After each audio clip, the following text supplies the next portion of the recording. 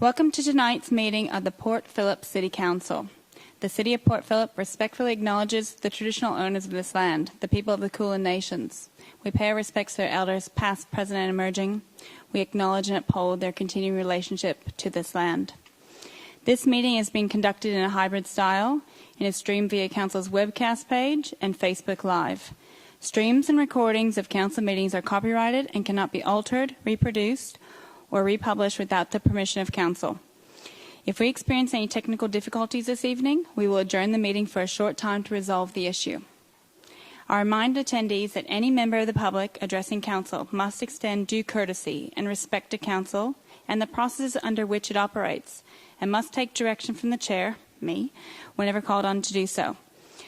Speakers must remain respectful, and statements or questions must not be defamatory, offensive, or objectionable, a councillor or a member of council staff, or a big audience tonight in the gallery, and I'm sure we have more online. So we'll get started. The first item is withdrawal of agenda item 14.1. Councillors, before we commence tonight's agenda, I've been advised by the CEO that he wishes to remove item 14.1 from tonight's agenda, and I'll ask him to please advise the meeting.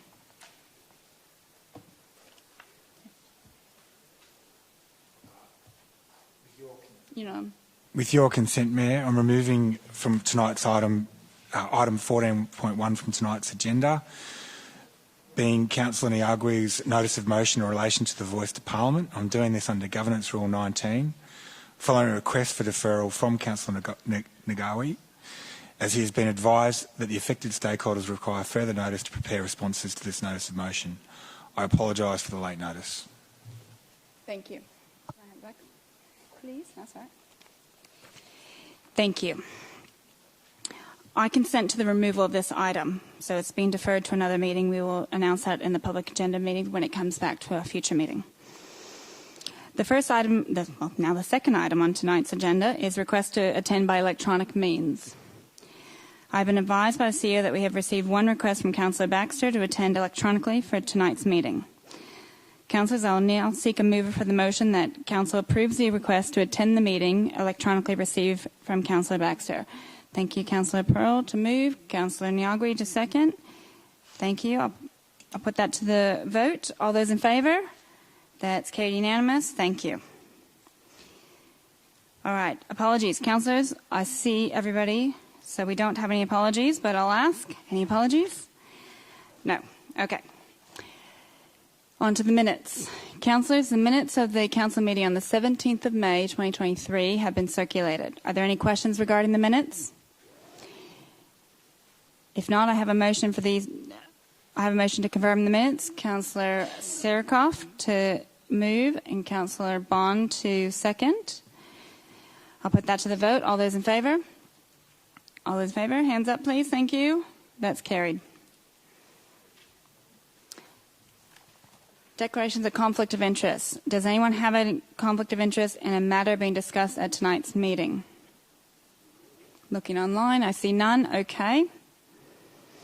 Public question time. On to everybody here tonight and online. We'll now hear from the public questions and submissions on report items. So the way this will work is because we have a lot of you. I think we're around 50, so buckle up. We're going to go to 2 minutes only. Each person will get 2 minutes. You'll be called to the microphone. I'll need you to say your name, your suburb, and then the 2 minutes will start. So that's for the public record. If someone has already said what you wanted to say, you do not have to speak, even though you're registered. That's fine. That's up to you. There are some questions we'll start off with questions, and I know I have a few from looking at Fitzroy Street public toilets, and I'm going to just hold the answer, the response from the officer until all of those have been asked in the interest of time and clarity. Now, this is also important because many of you have come tonight to speak to the budget. We are doing this as part of a general meeting, so there's also petitions and other reports tonight. But on the 20th of June, we're having a special public meeting. And at that one, we will not have public question time. It is only for the adoption of the budget. So if you want to speak to the budget, tonight is your opportunity. Thank you. Let's get started. I will take a break after. We'll see how we're going, all right? All right, Alex Macon, you get to come up first. You're submitting a question to council. Yep. Set the tone. For what's that one? As him? Okay. All right. So just to clarify, I have a blue paper. There's a second question on the same topic. I might just hold the answer. So you ask yours, I'll call up. Okay, thank you. Yeah, we're starting with questions. So do your question. I see you again later on for the item. So name. Councillors and officers, Alex Macon, Port Melbourne. At the 1st of March 2023 council meeting, I asked a question looking at when usage counts of dogs and dog owners would be conducted at our parks. Council advised that at the time it had just started the count process to assess the number of dogs and owners using our recreational open space and beach areas. So I'd like to see what progress we've had around those counts, and part of that response from council was that it intended to make those counts available to the community as to when it is looking for when it will make those counts publicly available to the community, as per had been minuted at the 1st of March council meeting. Thank you very much. Thank you, Alex. I'll call up Celine Whiting to ask a question if you'd like to. Yep. I'm sorry if I said your name wrong, but name, please, and suburb for the record. Celine Whiting, Albert Park. So it's a follow-on question from Alex. What I'd like to know is when you share this information about the dog count and the user count, will you be sharing the weather, the time of day that you counted, and the average time spent counting and the location? Thank you. I'm going to refer to Dana Pritchard. Are you online, Dana? Okay, Dana's online. Through you, Mayor. Dog counts have been undertaken across 18 dog off-leash spaces within the City of Port Phillip during February and March 2023 over a 14-day period.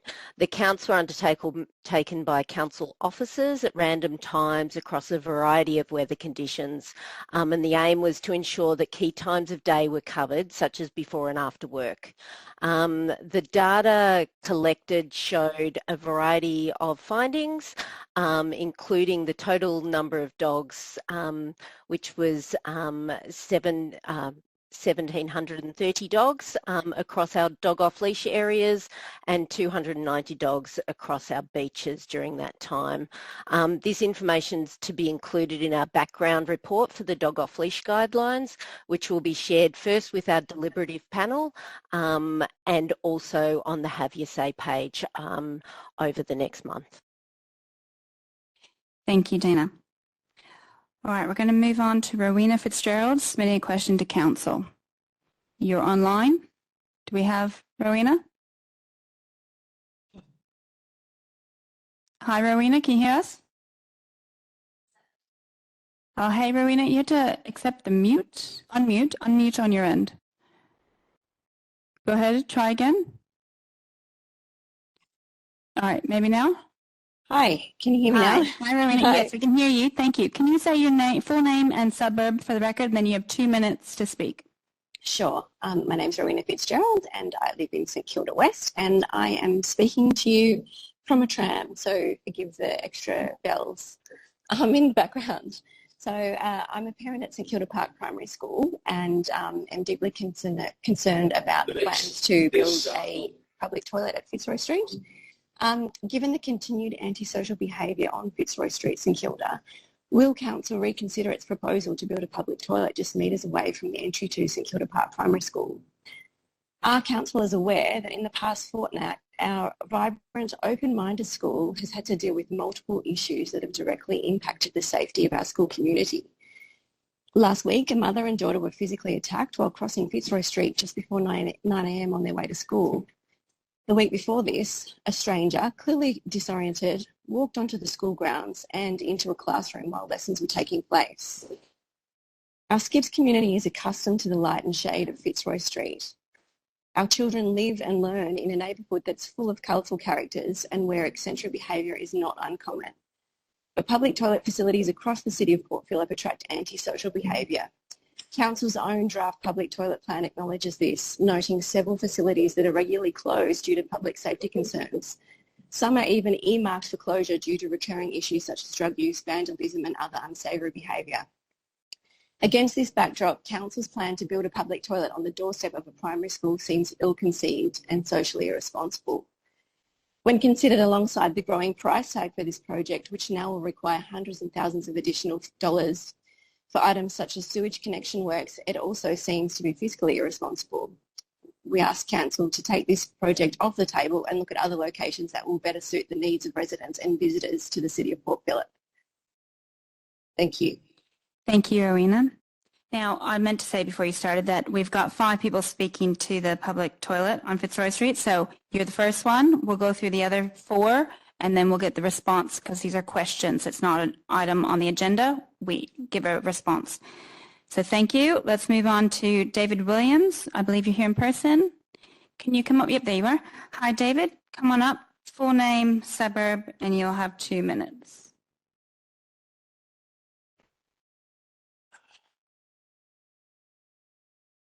Hi, I'm David Williams. I live in St Kilda. I'm a parent at St Kilda Park Primary School and also a member of school council.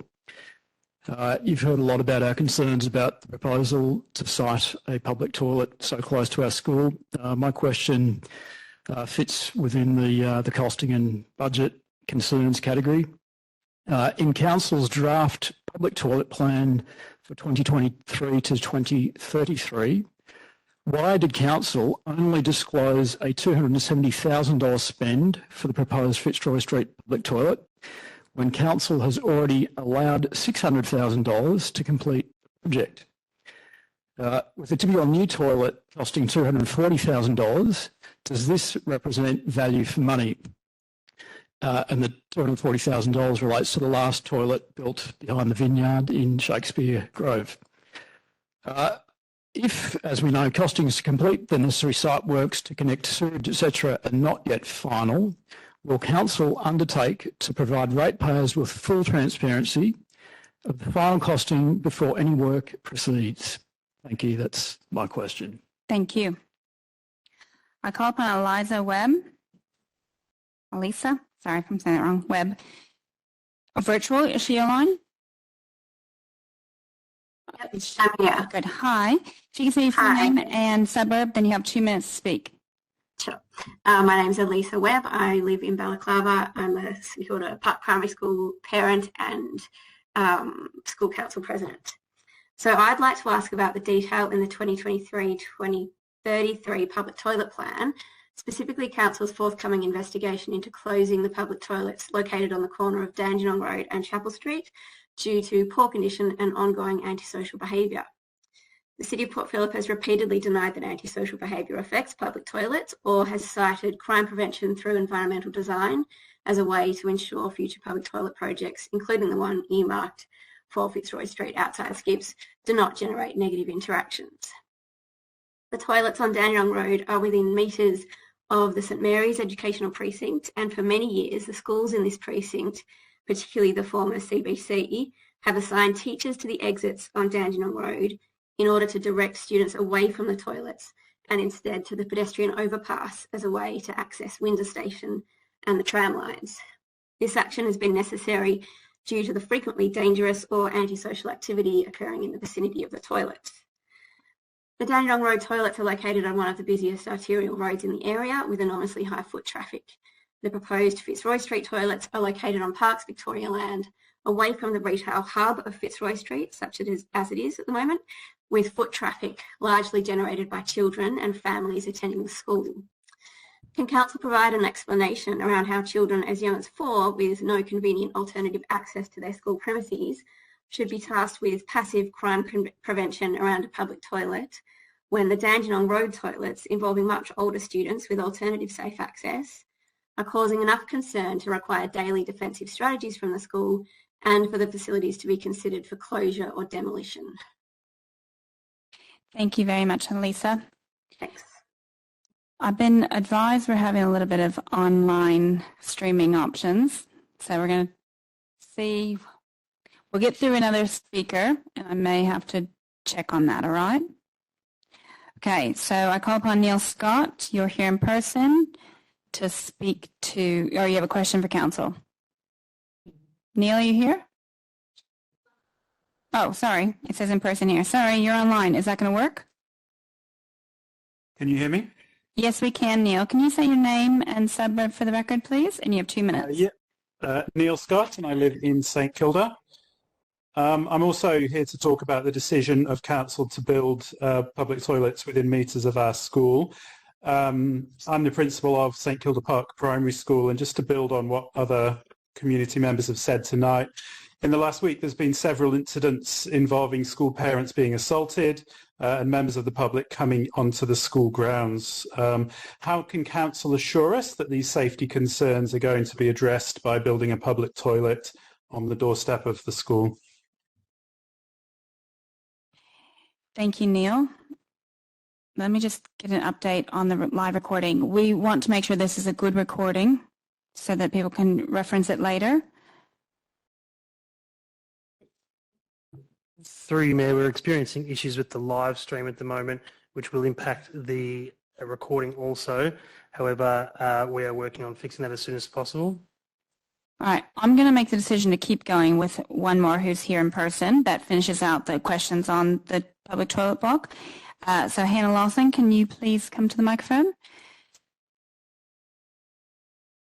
And then we'll record the response. Is that all right? And then we'll see where we're at. Okay, hi Hannah. Hi. Name, suburb, and 2 minutes when you're ready. Okay, hi, my name is Hannah Lawson. I live in Middle Park, work as a volunteer in St Kilda, and have lived in the city of Port Phillip and around St Kilda my entire life.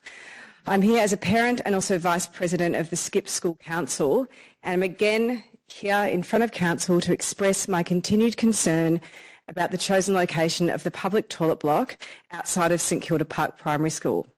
The concerns raised by the school's community, you've heard some tonight, who are also your community, are still being ignored, and this project is pushing ahead despite significant objections and increased public safety concerns connected to the environment around the primary school.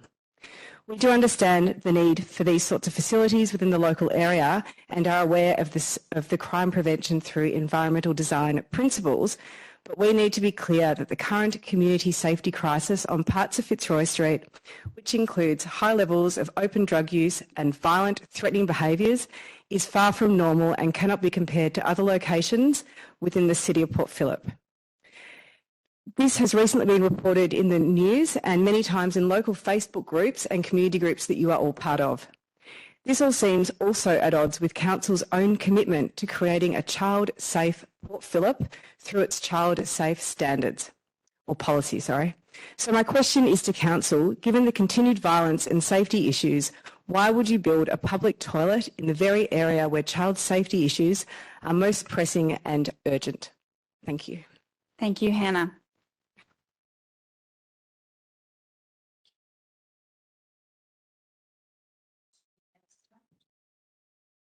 All right, I'm going to get the response. I'm going to take the last question because all of that will be minuted, so you'll be able to read it in the minutes, and then we're going to take a pause to see if we can restart, and we'll go from there. Okay, is that everyone knows what we're doing?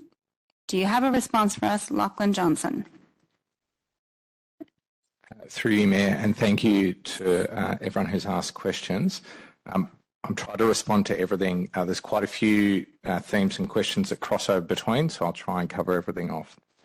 Council considered a number of aspects, including potential antisocial behaviour issues relating to the proposed public toilet in Fitzroy Street at its meeting on the 15th of June 2022 and agreed to continue with the project. The draft public toilet plan, which is out for consultation at the moment, does list some proposed works to 3 public toilets that have been known to be subject to varying forms of antisocial behaviour. However, this is not the main or only driver for the proposed upgrades. The current and draft public toilet plan also notes that previously public toilets have been poorly located, hidden away and poorly designed, creating ideal spaces for antisocial behaviour. A number of the changes proposed to public toilets include the learnings from previous sites and incorporate septed design to reduce the likelihood of this behaviour. I believe the question related to the item in the draft public toilet plan, noting that the public toilets located on Dandenong Road are to be further investigated for potential closure or demolition. Whilst we do experience occurrences of vandalism at this site, we suspect that these public toilets are highly underutilised in this area and would like to investigate the usage of the toilets to determine the future of the site and whether they are necessary in this location. This is the main driver for the feasibility study. The outcome of this would help Council to understand whether the toilets are necessary in the area. In contrast, Fitzroy Street does not have any public toilets, with the nearest toilets being those near the Foreshore and Catani Gardens, a significant distance from the Albert Park end of the street. The Dandenong Road toilets differ significantly. These toilets are located along a busy commuter road. However, they are relatively isolated. There is no stopping parking outside the toilets. It is likely that pedestrians not commuting through the area would utilise the park more than the footpath. And the visibility of the toilets is partially concealed by a large tree in front of them and the buildings surrounding it, making it less recognisable to the general public as a public toilet. Therefore, moving it to a more suitable location may deter some of the antisocial behaviour that is known to occur there. Additionally, the toilet is an old brick building with entrances for male and female toilets rather than standalone cubicles. This creates greater space internally and opportunities to conceal oneself, making it poorly designed and not aligned with current SEPTED safety principles. In contrast, in Fitzroy Street, we have demand for the toilets and are taking lessons learned from other toilet sites and implementing SEPTED principles when considering the location of the toilets, such as high accessibility and high visibility. It is one of the reasons we can't move the toilet block any further down Lakeside Drive than the additional 20 metres, which was committed to in the June council meeting. The draft public toilet plan provides a strategy of how council aims to plan for and improve public amenities across the city, and consultation of this will end in the coming weeks. So the community will have the opportunity to provide feedback, and that will be brought back for council for consideration in the coming weeks. The City of Port Phillip has not denied that antisocial behaviour does affect public toilets. The current and draft public toilet plan both acknowledge that this has occurred, often due to historical poor siting and design, and identifies and outlines a number of different ways that we're looking to reduce opportunities for this type of behaviour, including locating new toilets in highly visible locations and incorporating those SEPTED design principles. Council has not been made aware of any concerns raised by St Mary's School or the requirement for any daily defensive strategies around the public toilet area. There are also significant differences between the Dandenong Road public toilets and the proposed Fitzroy Street public toilet that I've previously outlined. The typical new toilet cost referenced appears to be an average cost to replace existing toilets with available service connections. As has been outlined by some of the questioners, Fitzroy Street differs in that the new toilet is located in an area with not easily accessible underground services to connect into. Council has received early indicative costs of approximately $150,000, noting this estimate was last year and is subject to market and inflationary changes that are currently being experienced. However, we're unable to confirm these costs at this point until the designs have been concluded for that. At the 15 June council meeting that I referred to before, councillors approved delegation to the CEO up to $300,000 for any required underground service works. However, if the costs were to exceed this amount, the costs would be presented back to councillors in a public chamber for a decision to approve any further funding required. Thank you. That was a lengthy response, and it'll be in the minutes, so you can refer back to it.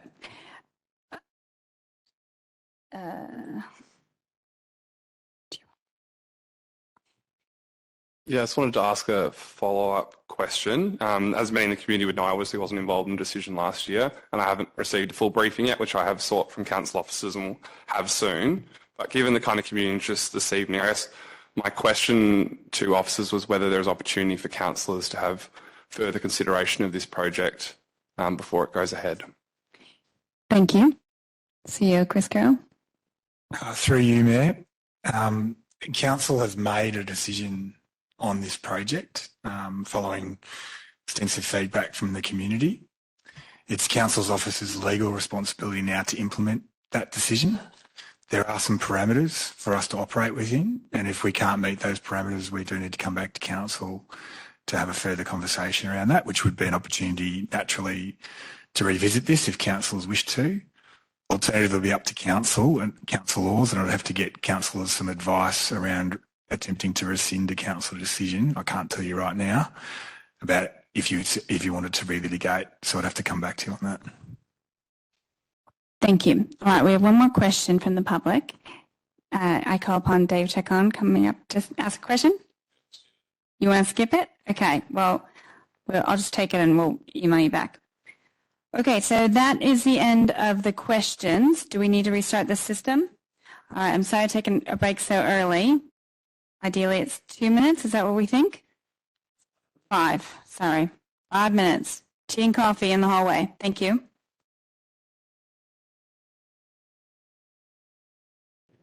Thank you, everyone, for your patience. Luckily, it was a bumped cable, so we're good to go.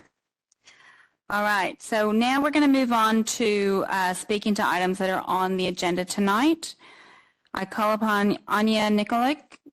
I hope I did that right. Speaking to item 7.1, petition prioritising urgent upgrades to Port Melbourne Soccer Club facilities. Please say your name, suburb, and you'll have 2 minutes. Thank you. Anya Nikolic, South Bank.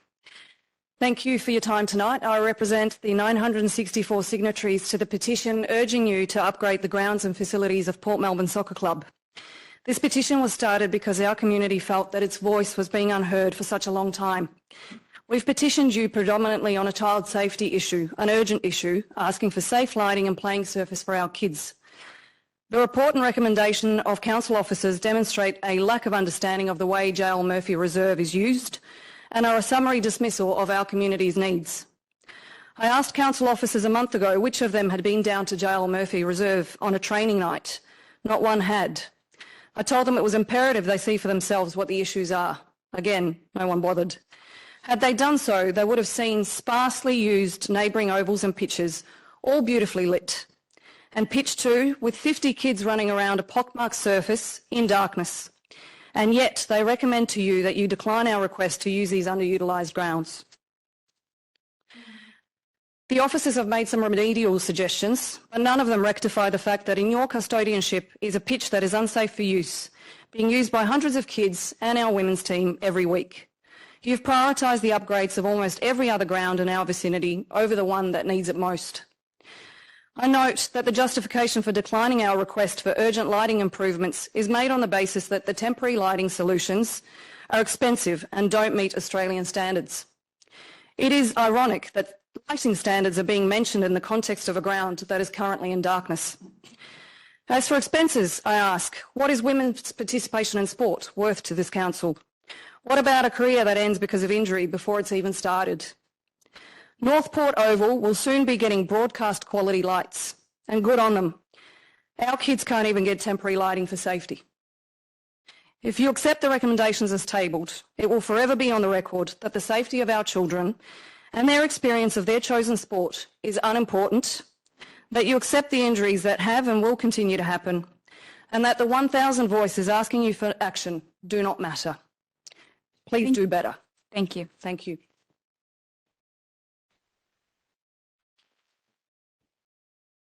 I call upon Sandra Mulvihill, speaking to item 7.2, petition stop parklets occupying valuable parking space. Sandra, are you here? Oh, there you are. Thank you. Hi. Name, suburb, and 2 minutes, please. Sandra Mulvihill, resident of Elwood, and a business owner of 3 retail outlets, one in Elwood, one in Middle Park and one in Port Melbourne. The issue that we've raised is about the retail space in Elwood and the lack of parking and the decision to grant a 6th space of the 8 parking bays that have been allowed. So currently, the question I have is why is there 5 and a proposed 6 parking bay out of the 8 parking bays allowed on our shopping strip, which is a block of 6 blocks for parklets concentrated outside our shops. So 6 are located in one block out of a 6-block shopping strip. This appears to be an imbalance, unfairly allocated in one area instead of being fairly spread out amongst all the shops on Ormond Road Village. It was initially advised that this would be a temporary measure in regards to the parklets and that they would be removed at the end of lockdown, which was reversed. I don't feel that the council understands the impact on the retailers, the customers and the residents, and one of our main concerns is that in the guidelines of the 2022 43-page guideline, it does state clearly that permission needs to be sought by a neighbouring premise if the parking bay is outside their premise. That never occurred with regard to the 6th proposed parking bay, and what we then were advised is that the parking bay was actually going to be removed. In a sense, that parking bay was going to disappear by moving the actual parking site. So the question that we have is why are 6 bays concentrated in one block out of a 6-block shopping strip? Thank you. Sorry, perfect timing. So, Councillor Pearl would like to ask. I'll ask you a quick question, if that's okay. Yep. You got any dollar values in terms of a rough estimate you think it's costing in terms of lost trade or gained trade? The 6 bays are all morning trading cafes. So after 12, 2 and 3 o'clock, which is when they finish trading, they're not in use. So these are 1-hour bays, and it's about people being able to come and go about their daily business. In regards to the cost, the number one complaint in that area is the lack of parking. So we don't have that complaint in Middle Park or in Port Melbourne, but when it comes to Elwood, that's the number one complaint that the other retailers who have also advised is what they... So what happens is that people then either choose not to come or they'll go to the other shopping or high streets. Thank you. Thanks for coming. Thank you. All right, I call upon Anna Cecilia Garcia, speaking to item 7.3, petition stop current plans to redevelop Lagoon Reserve. Hi, Anna. Hi, Anna Cecilia Garcia, Port Melbourne. All right, dear Mayor and Councillors, I'm here to represent the local community who uses the Lagoon Reserve on a daily basis and who feels their needs have not been reasonably considered in the proposed upgrade. We request Council to halt current plans until the following matters are satisfactorily considered. By way of background, in the city of Port Phillip, the nominal household type are lone people, comprising 36% of all households. This creates a need for public spaces that allow socialization and human connection, which Lagoon Reserve currently provides for all of us. Persons over 45 years of age and over 50% of females are susceptible to non-participation in sports and recreation activities, with participation rates declining with increased age. This segment constitutes 33% of the population, and it is highly represented in Lagoon Reserve, users who attend the park daily to seek relaxation and exercising through walking with friends, with their dogs, and doing other recreational activities. Individualized sport also and fitness activities are on the rise, while organized sports is declining. And this much-loved green space provides emotional well-being and connection. Hundreds of residents use the reserve on a daily basis, including myself. For many people, this is the highlight of the day. It is a place where everyone feels comfortable and accepted, where diversity of cultures, genders, languages, physical and mental abilities are celebrated and embraced. Here today, we have a few of us representing diversity on this community. As you can tell by myself and my accent, Chris as well is a daily user of the park. And he comes to this park because he provides him with the access that he needs to move independently or playing with his dog Heidi and socializing. Lagoon community is more than a shared space amongst neighbors. This is where we make and meet our friends, some of whom become family away from home. The importance of this support network should not be undermined and is worth protecting. We request that Council actively engages the community as per the City of Port Phillip's Community Engagement Policy. A co-design approach will enable Council to refresh plans with an outcome that will accommodate its current and expected future uses, support informal sport and recreation opportunities. Thank you. Wrap it up. One more sentence. Provide equal access to people with disability, promote gender equity and community participation for women, and provide support for people at risk of social exclusion. Thank you. Thank you.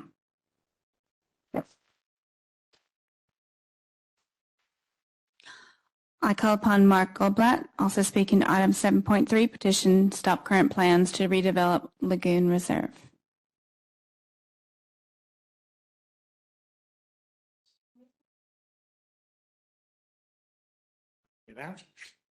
Hello.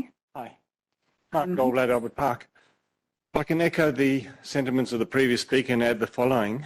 Mark, can you say your suburb, please? Sorry, Albert Park, I did say. Oh, sorry if you did, I missed you. Sorry.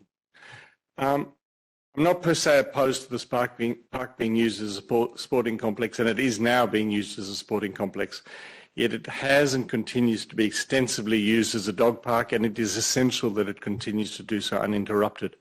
The use of the dog park engenders community engagement, as has been said, development of meaningful friendships. It is essential for dogs and their owners to be able to congregate in a safe environment at a suitable location, and Lagoon is such. I have gone to the Gasworks Park. I went there yesterday when it was dry outside. As you know, it wasn't a wet day, and it was essentially a mud bath. It is used, and it continues to be used by dog owners, but it's poorly maintained. It's certainly not fit for purpose, in my view, for active dogs, as it is continually muddy, has numerous holes, and has easy access to Richardson Street, which I've witnessed my dog and many others running onto Richardson Street chasing another dog, and owners in absolute panic. If the sports use is confined to certain hours, for instance after 10 a.m. and not between 4 and 6 in winter or 6 and 9 in summer, that's fine. And we put up with this cricket being played during the summer hours, and we work around it. There's no opposition to it being used in conjunction. But why are council funds being spent if it's going to be used, for instance, in a predominant way for a state government school? That's not a council expense, that's a state government expense. There are also plenty of other sporting facilities around the lake and across Williamstown Road. Council needs to, in my respectful submission, stay in its lane. If it's a state government issue, in terms of school sporting facilities, that's a state government expense. It's not a council expense. Thank you. Thank you, Mark. I call upon Natalie Bickicki, speaking to item 7.3.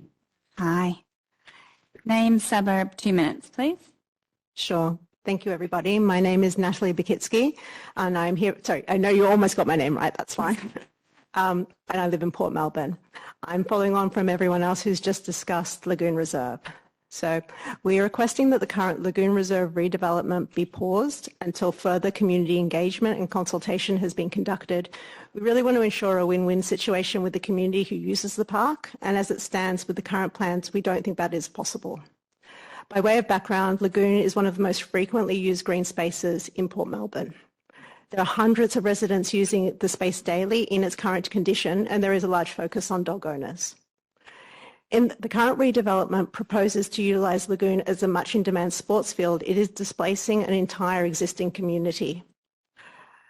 And ignoring the council's own feedback, which has indicated the most important and relevant concerns by residents, was that Lagoon remained an accessible shared green space. The indicated organised sports usage by the council's own guidelines is 4 p.m. onwards on weekdays and all day on weekends. This is directly at odds with how Lagoon is currently being enjoyed, and it can't facilitate the existing community's daily use of the green space and dog park. In addition to the actual use of the park itself, there were numerous concerns we received while collecting the signatures that we submitted in our petition, which included lighting, noise, parking, and the impact on residents in the surrounding houses and apartment blocks who, upon discussion, did not feel like they had been adequately consulted. Just one quick snippet from Lagoon Reserve's Park Plan of 2013. It mentioned to achieve the vision of Lagoon Reserve, a number of guiding principles must be developed. These principles would guide the future development of the reserve and ensure the community's vision over it in the long term. Sorry, I'm a bit nervous. Thank you, everybody. Doing well. Unfortunately, the local demographic has changed and the vision of this redevelopment isn't shared by the local community. It also raises questions as to how the council aligns with the state government, who has pledged tens of millions of dollars to build 6 new dog parks and upgrade 22 existing ones. To finish off, it's a perfect opportunity for the council to pause and reflect, engage with the community and understand their changed needs at this time. Thank you very much. Thank you. Now another announcement. Unfortunately, it wasn't a cable. We're having live stream issues again. But I'm just going to apologise and we're going to have to try to capture it the best we can. So we'll keep going. I call upon Alex Macon speaking to us again on item now 7.3 petition, stop current plans to redevelop Lagoon Reserve. You're misimmortalising my words on live stream. It could still be captured, so give it your best go. Give it the best go. Alex Macon, Port Melbourne. You've heard from several speakers tonight around the state and the uncertainty that exists with Lagoon Reserve. And I think it's a shame that we're at a point where community needs are being divided. We have equally deserving needs in limited public open space, sporting, dog owners, a whole range of other recreational uses. Part of the challenge here is that council is running 2 interrelated processes almost in parallel. Our off-leash guidelines, and I note that the timeframes around that are running behind schedule, and Lagoon Reserve, where we're still waiting for council's response to the feedback that had been submitted earlier this year. I urge council to pause these processes, to recollect, to fill the void that currently exists in public-facing communication. There's a void, a dearth of public-facing information that leads to the uncertainty and the concerns that have been expressed here tonight. If we pause, reflect, respond to the current outstanding feedback that had been submitted around Lagoon formally, if we pause and update our evidence base around the off-leash guidelines, such as the Dog Usage Council I asked about earlier this evening, you're able to provide some evidence. You're able to provide a straightforward discussion on potential paths forward. That is what is missing here. And until that information is being provided, council is allowing these issues to run away from itself. So please just reflect, pause, and allow that ability to update the community, to allow us to respond to that, and then together we can determine suitable ways forward. Thank you very much.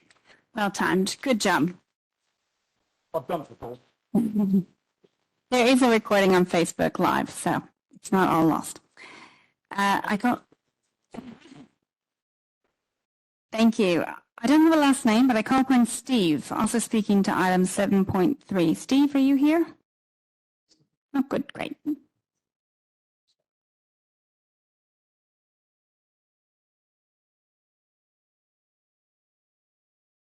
Steve, I will need your last name for the public record, please, and suburb. G'day, Steve Dimitrovsky, Port Melbourne. Aren't you embarrassed to ask for another 3.5% rate increase to redevelop a Lagoon Reserve to the tune of $15 million when by your own lax standards on page 17 of the CEO's report, you fail all finance and project management key metrics by some margin too, and for a decent amount of time as well. And this comes on the back of the bicycle lane project debacle that cost ratepayers millions of dollars for a project that... correct statement. Yes. What do I need to say? Can I pause that? All right, where's your point of order? I'm happy to correct this. Just made, it was at 49 3-part E. Go ahead. A error in statement of fact. The bike lanes didn't cost us anything. That was a state government project and the cost was borne by the state government, not council. Nothing to do with council? Thank you. The cost was not paid for by council, it was paid for by the state. All right, we're not getting into a debate. He's correcting a fact. Keep going now. No worries. Oh, go ahead. So, yeah, just like the bike lanes debacle, this is a project the community does not want, and it's starting to smell like bike lanes 2.0. Thank you. Thank you, Steve. All right.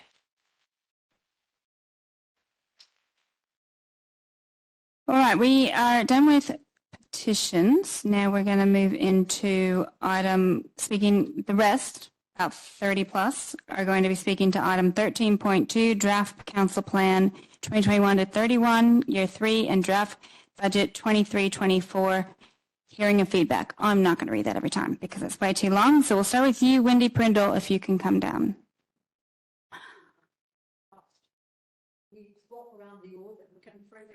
Sure. All right. Yeah, who wants to go first?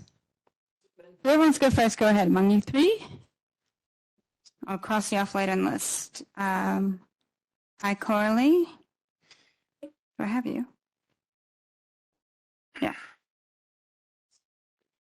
Hi, Coralie. If you could say name. Coralie Ling from St Kilda.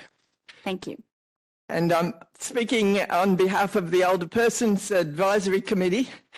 And we have as our highest priority the home services that this council provides. They are very high quality, they're very trusted, they're very reliable, and I can testify to this as one of the receivers of these services. They enable older people to stay in their home and in the Port Phillip community. So this is our priority, that these services continue. We appreciate them very much and we want them to continue. They are in the budget for this year and of course we want the budget to support them.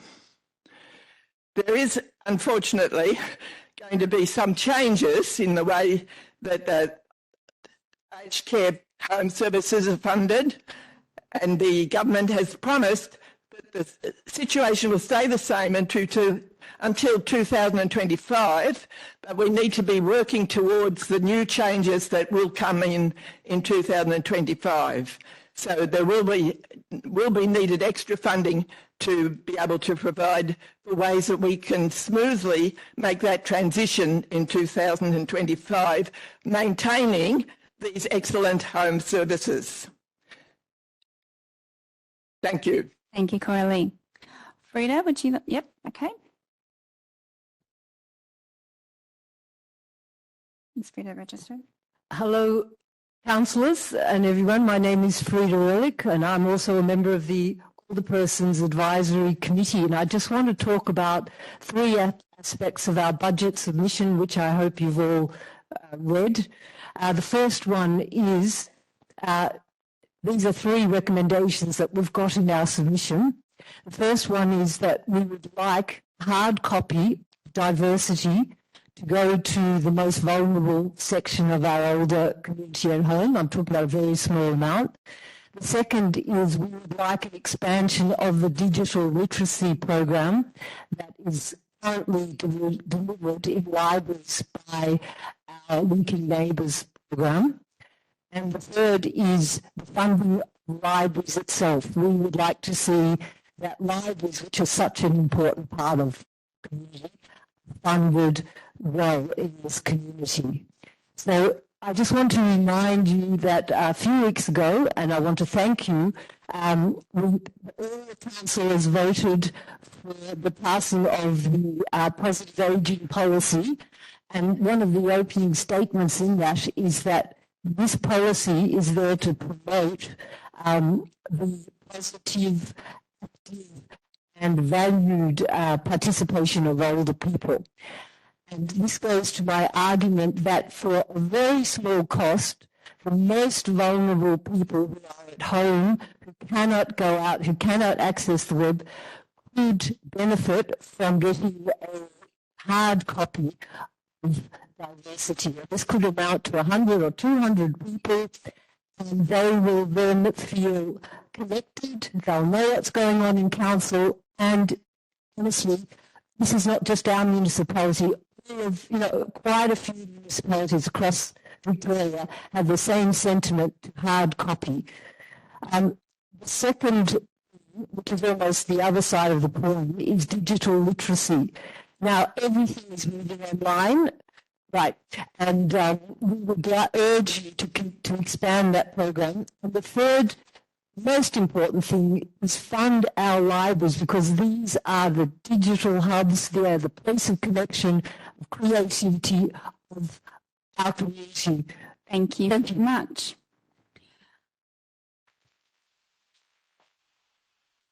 Thank you. Hi, Wendy. Hello. Hi, I'm Wendy Priddle from Elwood. Good evening, Mayor, councillors and council officers. Coralie and Frida have spoken to two of our focus areas at OPAC, including serious consideration of the best way forward for council's home services. Our residents trust council and their employees, and the consistency and quality of the services provided by the home service team cannot be underestimated and is an important part of our ability to age in place. Whilst at this stage we understand all options for home services are being investigated and that funding has been extended to July 2025, please know that continuing uncertainty is having an impact on our older residents as well as council's care workers. The implementation plan for the positive ageing policy is a key focus area for OPAC this year, and any funding required may not be reflected in the current budget. However, we want to emphasise to the councillors that as 19% of Port Phillip residents, we are a vital part of the community and our voices are important. Goal 2 of the positive ageing policy is effective communication. Goal 3 is showing respect for and valuing the contribution of older residents. Providing hard copies of diversity and other council newsletters when requested will ensure all residents have access to information and therefore the opportunity to have their say. Recently, the Linking Neighbours Network was asked to opt in if they wanted to continue receiving a hard copy of the community newsletter. Postage was reduced by over 80%, as only 120 residents opted in. We do not see mailing of a hard copy of diversity as a huge cost to council. We do see it as vital to keep residents who do not or cannot use electronic communication connected, especially as 1/3 of Port Phillip residents over 60 live alone and may have decreasing social interaction. Linking Neighbours itself is highly valued by residents. It is far more than coffee mornings at a local cafe. It not only provides social interaction but also access to council officers who provide information and assistance, digital literacy forums, and as a timely example, help claiming the Victorian Government Power Savings Bonus. Thank you. I know you have more, you. but I have to be fair. One paragraph, but right, thank you. You can email it around to us. Thank you. Thank you. I call upon Nicholas Cape speaking to item 13.2.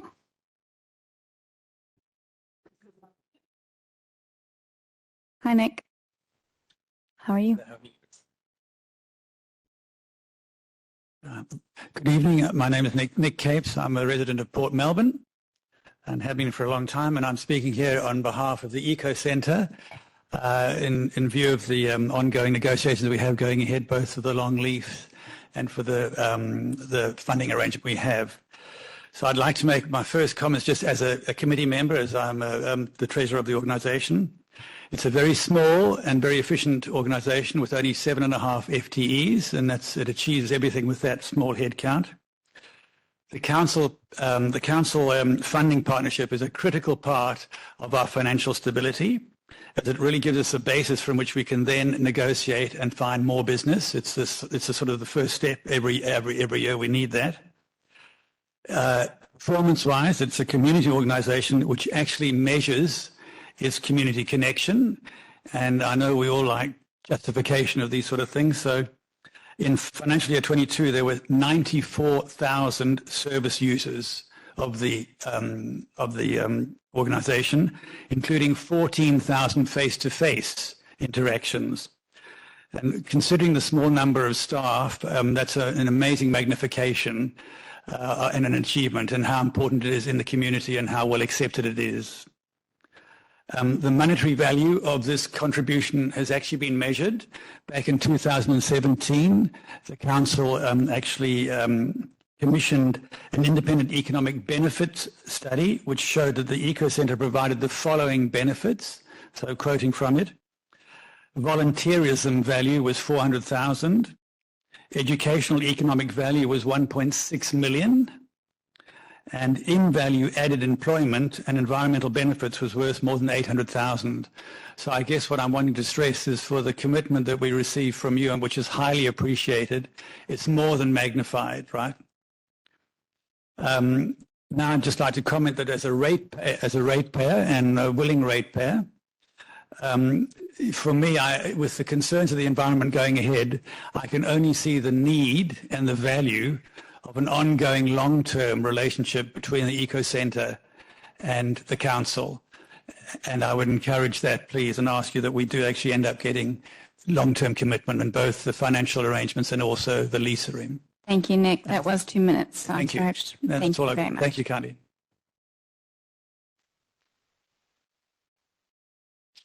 I call upon Pam O'Neill, speaking to item 13.2.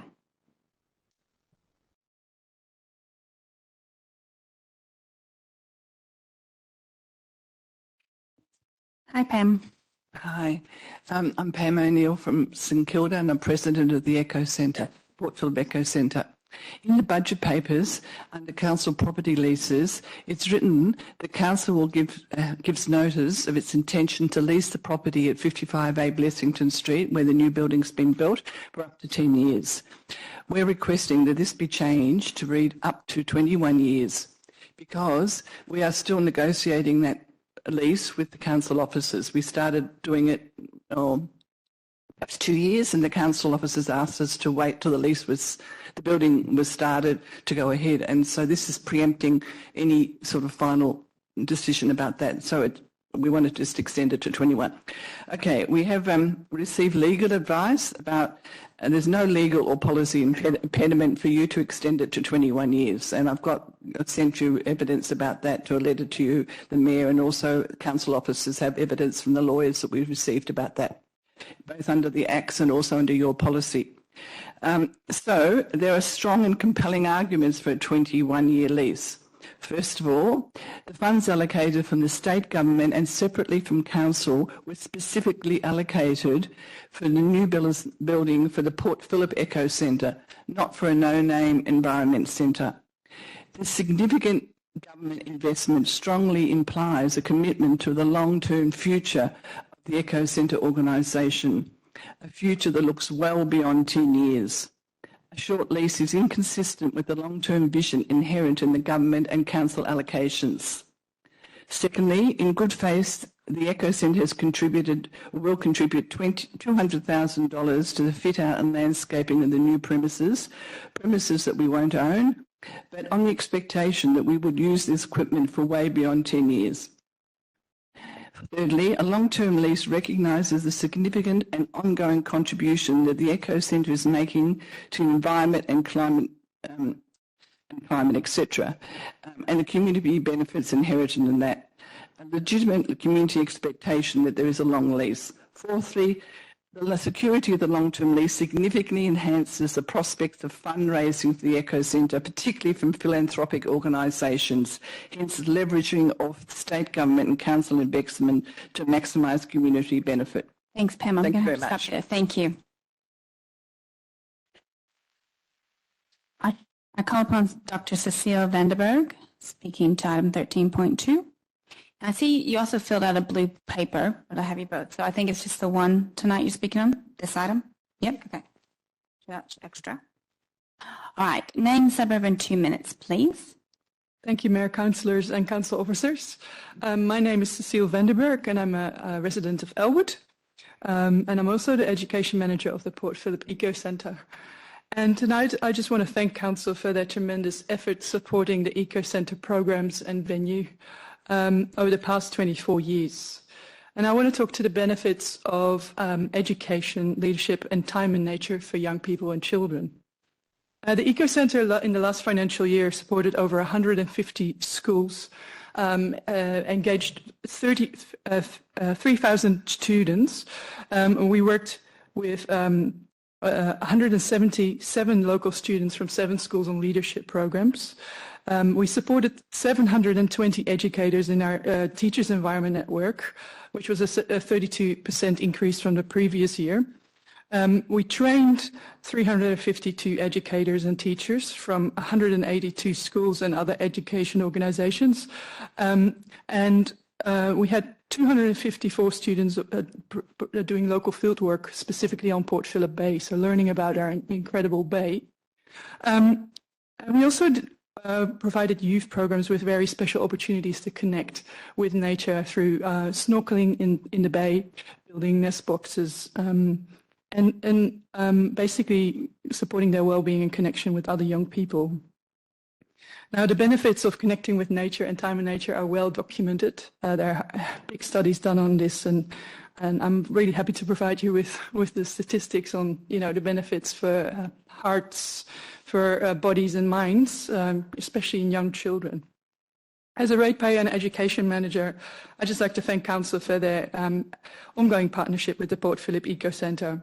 The benefits of our unique community centre for our young people and their capacity to lead and take care of the places that they care about cannot be understated. I commend Council for enabling this nationally unique centre to exist and grow our impacts. And I invite you all to come to our School Sustainability Festival on the 7th of September in this beautiful town hall. Thank you. We'll be there. Thank you. I call upon Emma Giacomatis, speaking to item 13.2. Virtual? Yes. Can you hear us, Emma? Yes, I can hear you. Great. Name, suburb, and you'll have 2 minutes, please. Thank you.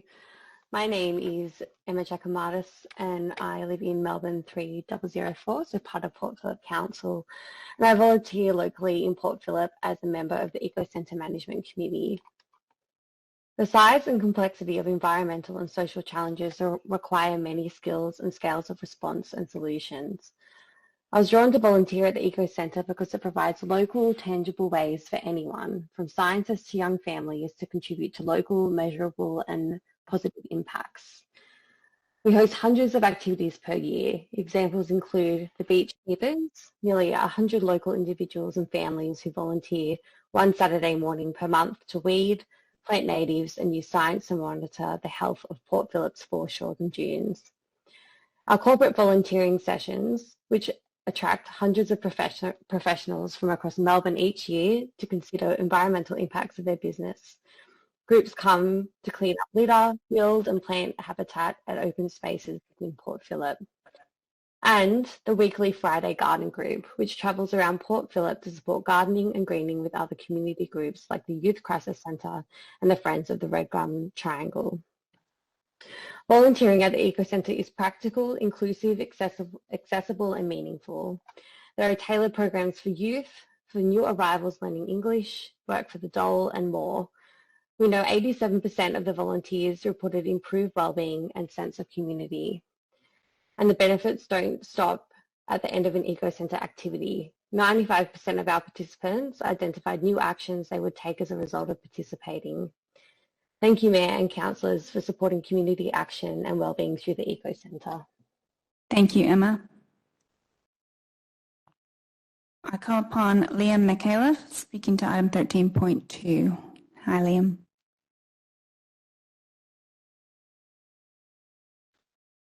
Liam McAuliffe, Balaclava. I'm here as the chair of the city's LGBTIQA Advisory Committee. Last year, my fellow committee members and I spoke to you about the importance of Council recognising and including the diverse voices of communities as part of its commitment to fostering and creating an inclusive Port Phillip. Over the past year, and with the significant support of city staff, we have developed a draft LGBTIQA action plan directed at creating positive and lasting change for the city. I'm pleased to report that the committee has endorsed the draft action plan, which is on its way to you for consideration. Turning to the committee's budget submission, 6 recommendations are made that Council might adopt as part of its support for the draft action plan.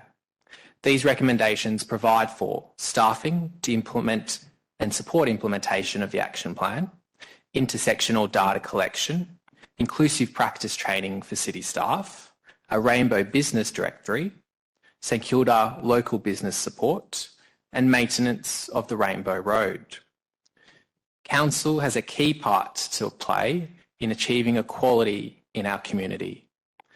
This is because, and it might be trite to say, it is local government that is best placed to make decisions about its area, to deliver a diversity of activities and services, and to know and understand its communities.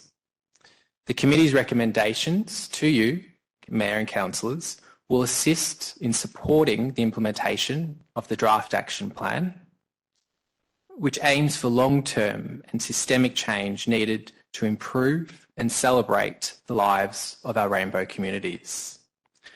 The LGBTIQA+ communities must be seen, counted, understood and celebrated to live and thrive in the city of Port Phillip. I might be excused now. Wonderful, thank you.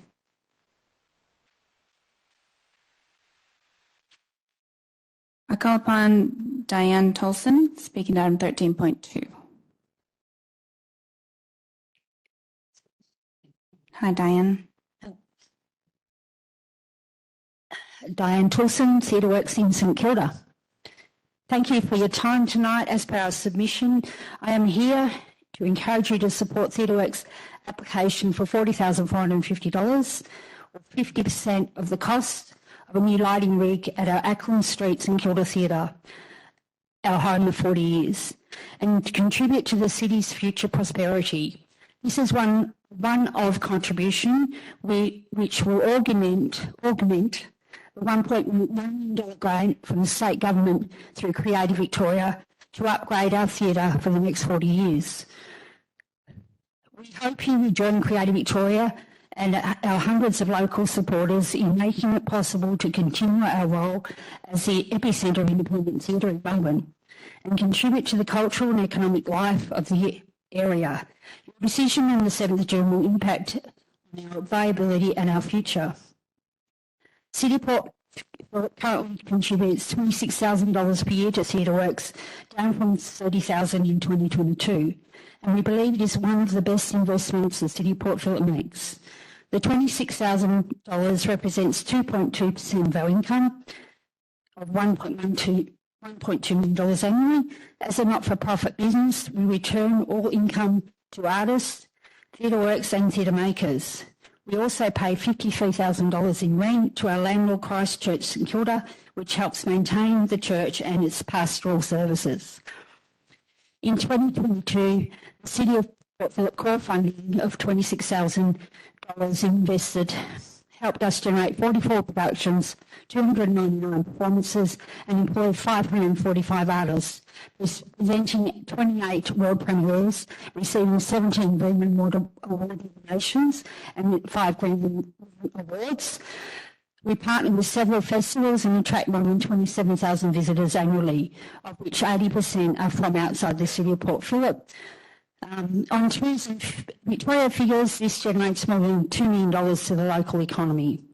For more than 40 years, Theatre Works has contributed to the economy, social and cultural life of St Kilda and Victoria, returning every dollar earned to its artists, theatre makers and creatives, and many small businesses in the area of City of Port Phillip. We hope that you will help us make City of Port Phillip a better, more vibrant arts place. Thank you.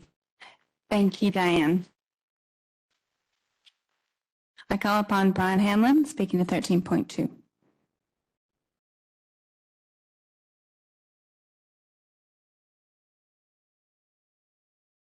Hi, Brian. Hi. Name? Brian Hanlon, Port Melbourne. Mayor, councillors, council staff. I'm the manager at Southport Community Centre in Port Melbourne. I begin this evening by thanking Council for providing funding for the Waterfront Welcomers program in 22-23. The program, which is run at Station Pier, Port Melbourne, was extremely successful after nearly 3 years of being unable to run the program due to COVID. There are 52 volunteers and they met 112 cruise ships and provided 1,437 volunteer hours during the peak season. The volunteers were very pleased to be back at the pier and providing City of Port Phillip information to cruise ship passengers and crew. The recognition they gained from passengers and crew is second to none and they build a great camaraderie amongst themselves. The welcomers greeted over 12,000 cruise ship passengers and crew and divert a high proportion of them into the City of Port Phillip and Port Melbourne, contributing to the local economy. Many of the volunteers are older, isolated residents, providing them with skills, wellbeing and civic pride. This promotes a positive attitude towards the City of Port Phillip. Surveys from cruise ship passengers and crew consistently rate waterfront welcomers and Station Pier as one of the most highly regarded in the world due to the unique welcome they receive.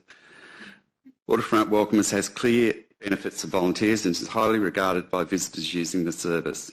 Our proposal for the 23-24 cruise ship season is to continue to facilitate the program with our 50+ volunteers and with Council supporting the program with funding of $20,000.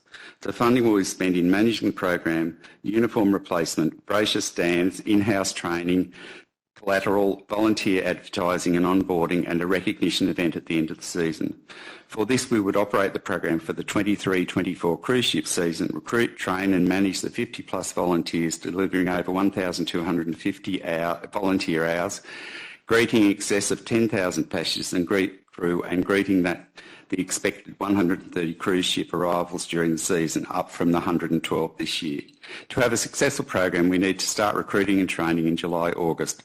In summary, the program will provide vibrancy to Station Pier, welcome and support visitors to the City of Port Phillip, allow volunteers to provide knowledge and experience of their local area, which they love, and bring tourist dollars into the City of Port Phillip. Thank you for your time tonight. May I ask a quick Councillor question? Pearl has a question. Thanks for coming this evening. Tell me about these red shirts and why we need the blue shirts and the red shirts and how you can work better together, particularly how the red shirts funded. So the red shirts operate in a totally different environment to the port welcomers or the waterfront welcomers. They operate up on Station Pier and they provide information only on the City of Melbourne. They don't provide any information on the City of Port Phillip, and therefore what we provide is for the local interest, not for the broader city, although we will provide information on the broader city if we're asked for that information. Thank you. All right, I call upon Susan Farley, speaking on 13.2. Hi, Susan. Thank you. My name is Susan Farley. I'm a resident of Plenty, but I'm a trader at the St Kilda Esplanade Market. So the fees and charges are proposed to be increased by 3.75%. However, there are some exceptions, such as the St Kilda market fees, where it says the fees will be increased above CPI following benchmarking with other similar markets. However, the art and craft vendors are facing a 3% increase, coffee 20% increase, and food vendors 39% increase. In addition, the art and craft permanent store holders can book and pay for 3 months at a time, but the coffee and food vendors have to pay for a 6-month permit. As the new fee for food vans is proposed to be $3,750 for 6 months, payable in advance, and it's a big impost on small business. The discrepancy between the art and craft and coffee vendors is inequitable. So with the claim of benchmarking, apparently there wasn't any studies done about foot traffic before these decisions were made, and they're only being done now, which seems to be a bit inequitable again. So Council has referred to some markets, and I've also researched other markets, and St Kilda Council is the only market that doesn't provide parking for vendors, so I've had to factor that parking cost in. So Bourne Local Market currently charges $250, Heidi Market $225, St Kilda Esplanade $168, well this is the proposed charge, Gasworks $130, Burundara Farmers Market $120, Sunny Market $115, Beaumaris $103.50, Elwood Farmers Market $85, Veg Out $75 and Caulfield Racecourse Market $46. So just working on that example of 10 markets, the average cost of attendance is $131.75. So St Kilda Market has positioned itself number 3 in terms of cost, and they're also 30% above the average. So the ABS lists the current annual CPI rise as 7%. So what we're asking is for the fee to be set at 7% and for coffee and food vendors to be able to pay 3 months in advance instead of 6. Thank you.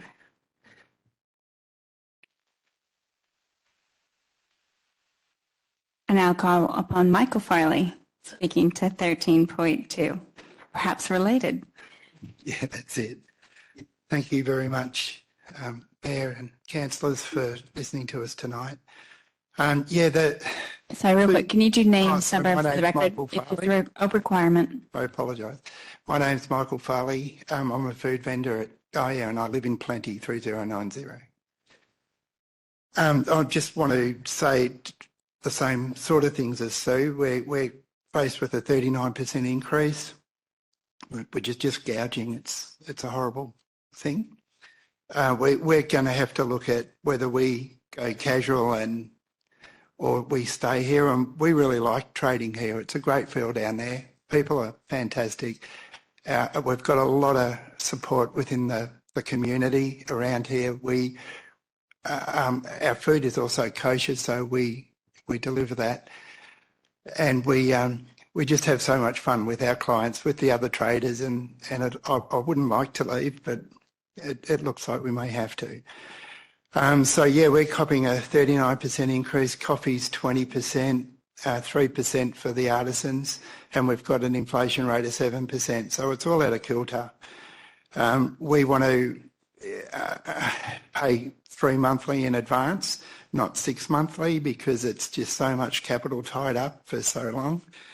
And I'd also like you to have a look at the policy. It's 70 km/h winds at the moment to cancel the market, and that's so high, especially if you've got a marquee and you've got oil and you're a food vendor like we used to have. We've got a van now, but I've seen marquees tear apart. And if you've got oil and it's flying across the footpath and you've got residents or kids walking across the footpath and get in its way, it's not going to go well. That really needs to be looked at. Gale force winds at 70, and really 35 km/h is pretty quick. So it just seems to be another way to cancel the market without cancelling the market. You can say 70 km/h winds. Well, we're not going to set up. But anyway, thank you very much, Mayor and councillors. Thank you, Michael. I call upon Milos Ristic, speaking item 13.2.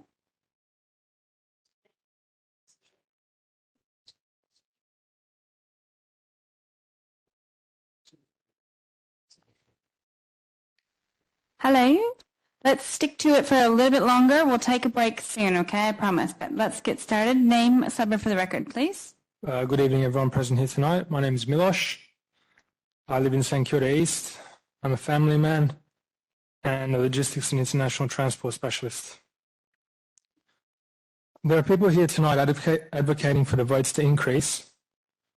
However, you will find that these are the same people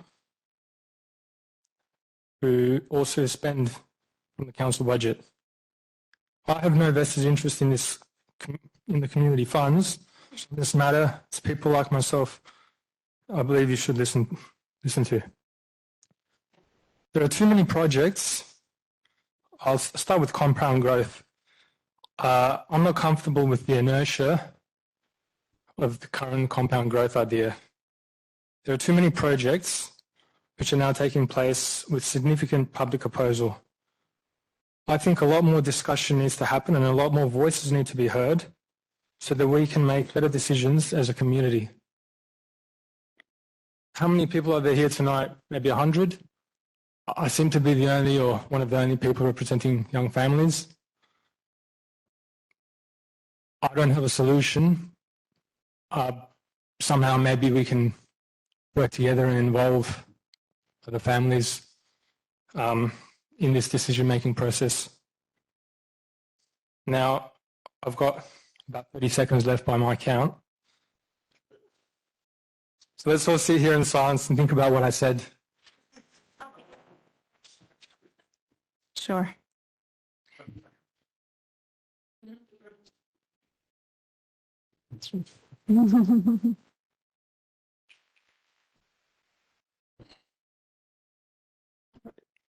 All right.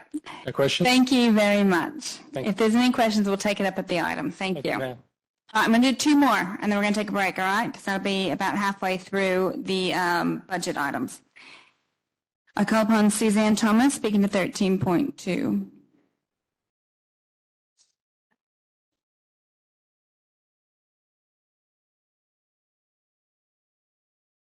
Hi, Suzanne. Hi. Name, suburb, 2 minutes. Yes, my name is Suzanne Thomas and I'm from South Melbourne. And I've been a ratepayer and a resident of the City of Port Phillip for nearly 30 years. And I'm here really to represent my neighbourhood, which about 60% comprise of the people like Milos.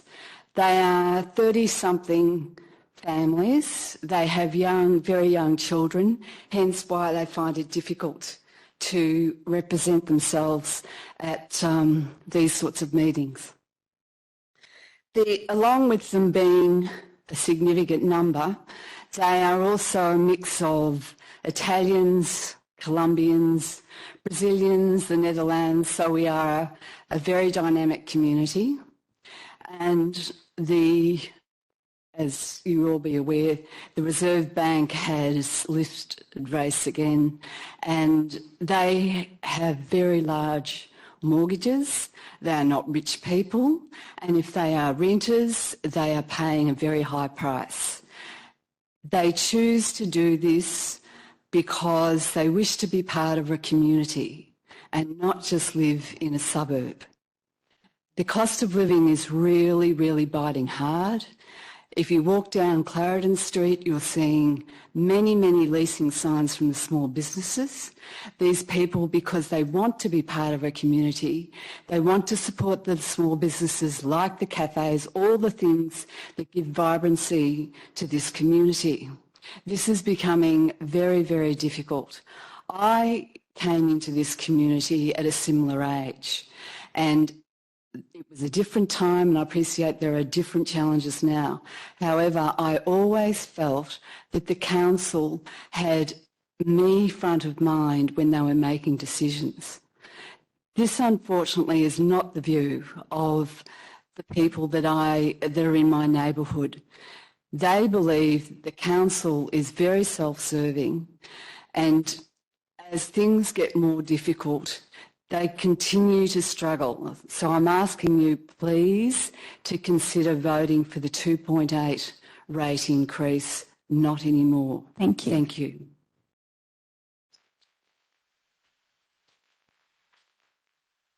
All right, we're going to do one more. I call upon Greg Gibbons, speaking 13.2. Greg, there you are. Thank you.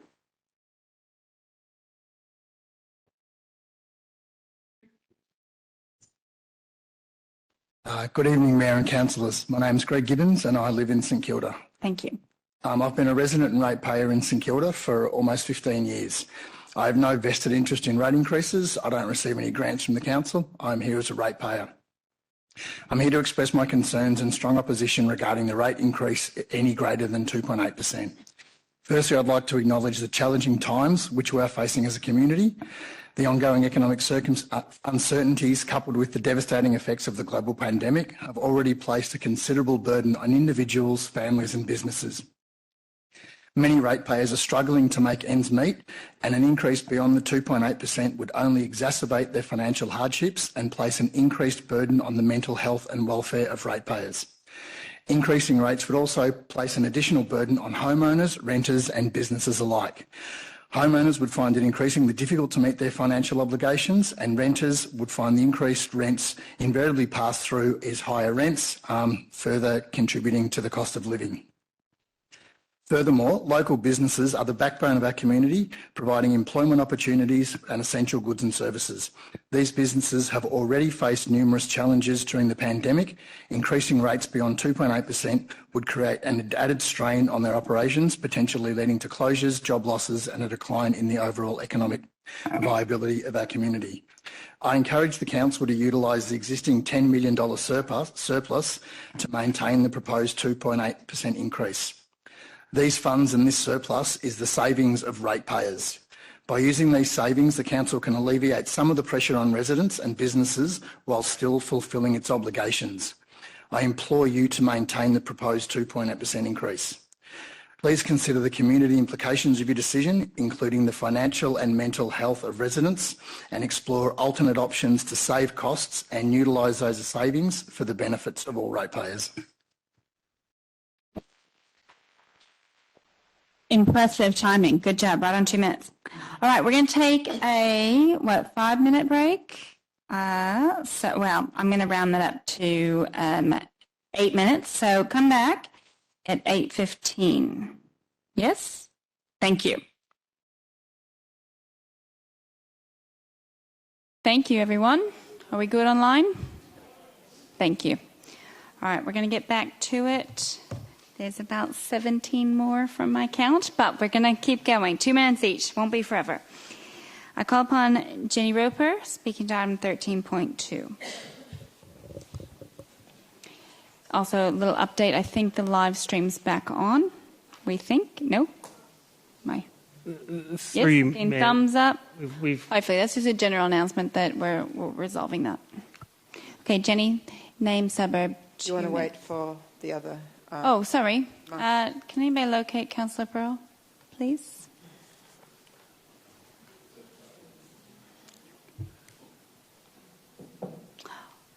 I'd like you to start if you could. He will join us. Okay. Just press the... It should be on. If it's a red light, it should be on. Okay, then, cool. Hi, my name is Jenny Roper and I live in St Kilda and have for over 26 years. I am here to support the 2.8% rate increase. I would have preferred if it was a 0% increase, as the City of Port Phillip have a surplus of $8 million. We are lucky enough to own a house. Well, the bank owns it, and we, like the majority of people, are paying it off. The increasing of council rates is placing a financial burden on residents, especially those with a fixed or limited income. Many individuals already face a high cost of living due to factors such as inflation and increasing utility bills. Increasing the council rates can contribute to the overall cost of living, making it more challenging for people to manage their everyday expenses. Many households are already facing rising costs in food, education, electricity and amenities. If the council rates do go up more than 2.8%, this adds to the overall cost of living, which is challenging for people on tight budgets. Some residents may argue that if the rates don't increase, there will be a slashing of funds to the arts and essential services. I don't believe that anyone is asking for the arts or essential services to be cut. Funding needs to be spent more efficiently. I've been on many community engagements with City of Port Phillip workshops, and it seems to be run by a lot of consultants. The City of Port Phillip have great staff and they themselves should be running these workshops. It should be run in-house. There is a saving right there.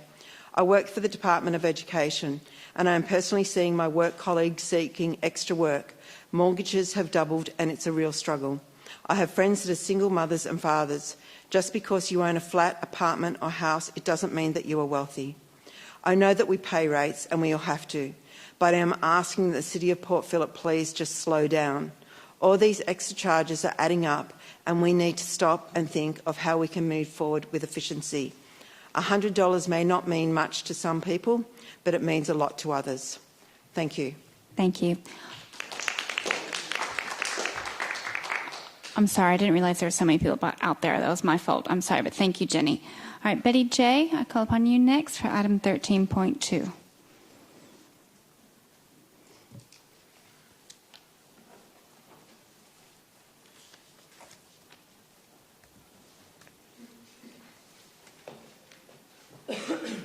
Hello. Hi, Betty. Name, suburb, 2 minutes, please. So much to say in 2 minutes. Betty J., Park Street, the construction triangle. I have a lot of notes and I think I should just tell you what I remember. I live in South Melbourne, been in the area for 20 years. I'm also part of the Port Phillip Environmental Leaders Graduate Program. So about 6-7 years ago, I immersed myself in every community group that I could find that was pro-FOGO and pro-recycling and composting and community gardens. And what I found was actually really shocking. I went to a couple of meetings and was really shocked that there was some current members of council there that specifically said that they were in council for political interests, and realised that through essentially running local government, they could influence state and federal. Now, I always thought that you councillors were put here by the people to make the best decisions for the people. The people might not always agree, but it's up to all of you, with all your different perspectives on life and different experience, to come together and make the best decision for the community. Unfortunately, after I threw myself into coming here and talking about my grievances and emailing you all and probably becoming a bit of a fucking headache for some of you, it's been hard to witness what goes on in here sometimes. It's very clear that some of you purely vote with your political interests at heart. You don't question things. You may not have spent the $49 million on the bike path, but most of you, in fact all of you, didn't question it. You don't question when state or federal makes you do something. You don't question the bike paths. You didn't put FOGO in until state government I'm going to do point of order. It's actually making untrue statements. And now we've got a 3.5% state government cap, and most of you are just going to agree to it regardless of what anyone here says. There is sometimes speakers, and I'm waiting for him to come out. Hold on, Betty, if you could hold a second. So I have to acknowledge the point of order, just to be on that. So, Councillor Crawford. Well, it's 49.3, and it's bordering on defamatory and also error of fact, because it's actually none of it's true. All right, so I did also say at the beginning to please remain respectful, so I understand that you have a different opinion. I'm just telling you what I witnessed. I'm not going to be called a liar here, and if someone wants to call me a liar, I'm happy to have a private conversation in your chambers. Okay. So, I think you've made your points.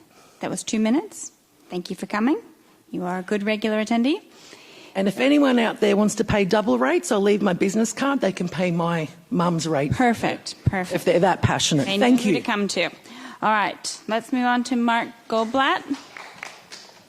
Mark Goldblatt, speaking second item to speak to tonight, 13.2. Thank you, Mayor, Councillors. I'm still Mark Goldblatt and I'm still from Elwood Park. A rate increase of 2.8% is a consolation in itself, and from my perspective is excessive. But it seems we're going to have to live with that. The full amount proposed is, in my view, just totally non-justifiable. We are comparatively one of the most, if not the most expensive council in the area, if not in the state. And it seems to be predominantly because our council insists on operating out of its lane. If council stays in its lane, and by what I mean by that is if it acts in support of the residents of Port Phillip and not in things which encroach on state government or federal government responsibilities, and it delivers those things effectively and efficiently for ratepayers, it can do so far more economically than it is. The cost of living, we've heard about rate rises, inflation, etc. People are doing it very tough. And then there's the council's 10 million or 8 million or whatever it is surplus.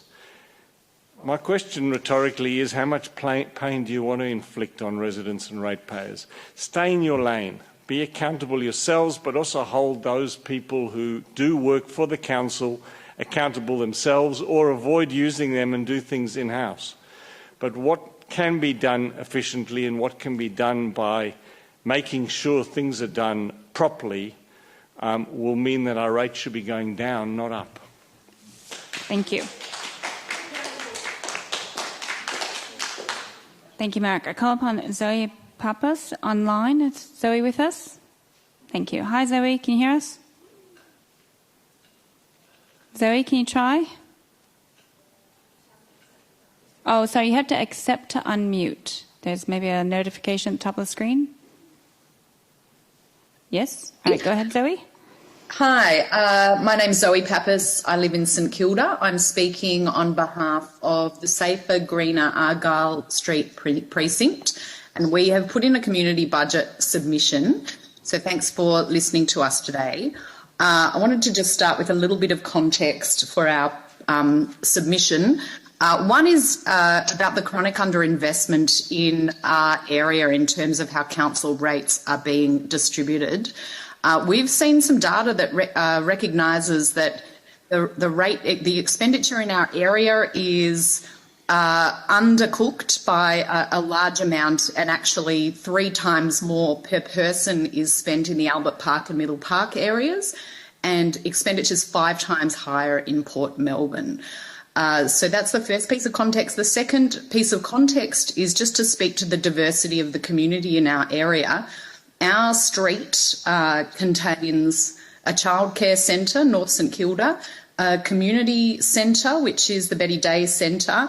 It includes a mix of community members living in social housing and small to medium private dwellings, and housing younger and older families, people with small children, vulnerable elderly people, migrant communities, and all who deserve really greater amenity and safety. So our Safer, Greener Argyle precinct would like 3 key issues addressed. First is the speeding cars that use our quiet street as a rat run between St Kilda Road and Chapel Street to avoid traffic. There's a couple of speed humps in the street. They do nothing, unfortunately, to slow down the cars, and the cars often travel in excess of 60 kilometres an hour down our small street. The second issue is the neglected trees and greenscaping in our area. While there's plenty of greening going on in other precincts, tree cover in our area has actually declined since 2014, and a number of trees in our street are dead or dying. And we'd like this to be addressed through appropriate planting, maintenance and greening measures. Zoe, real quick, sorry to interrupt. You've hit the 2 minutes. Can you give us that third point, because you've promised a third point, and I'm going to have to bring it to the close. Thank you. Thank you. The third point is the neglected and dangerous footpaths and curbs, which are currently in place. They're dangerously sloped and inaccessible in places and not able to be used by our vulnerable community members, who are often seen walking down the middle of the street, which is the same street that's being used by the speeding cars. Thank you, Zoe. Thank you. I call upon Sally Jacobs, speaking to item 13.2.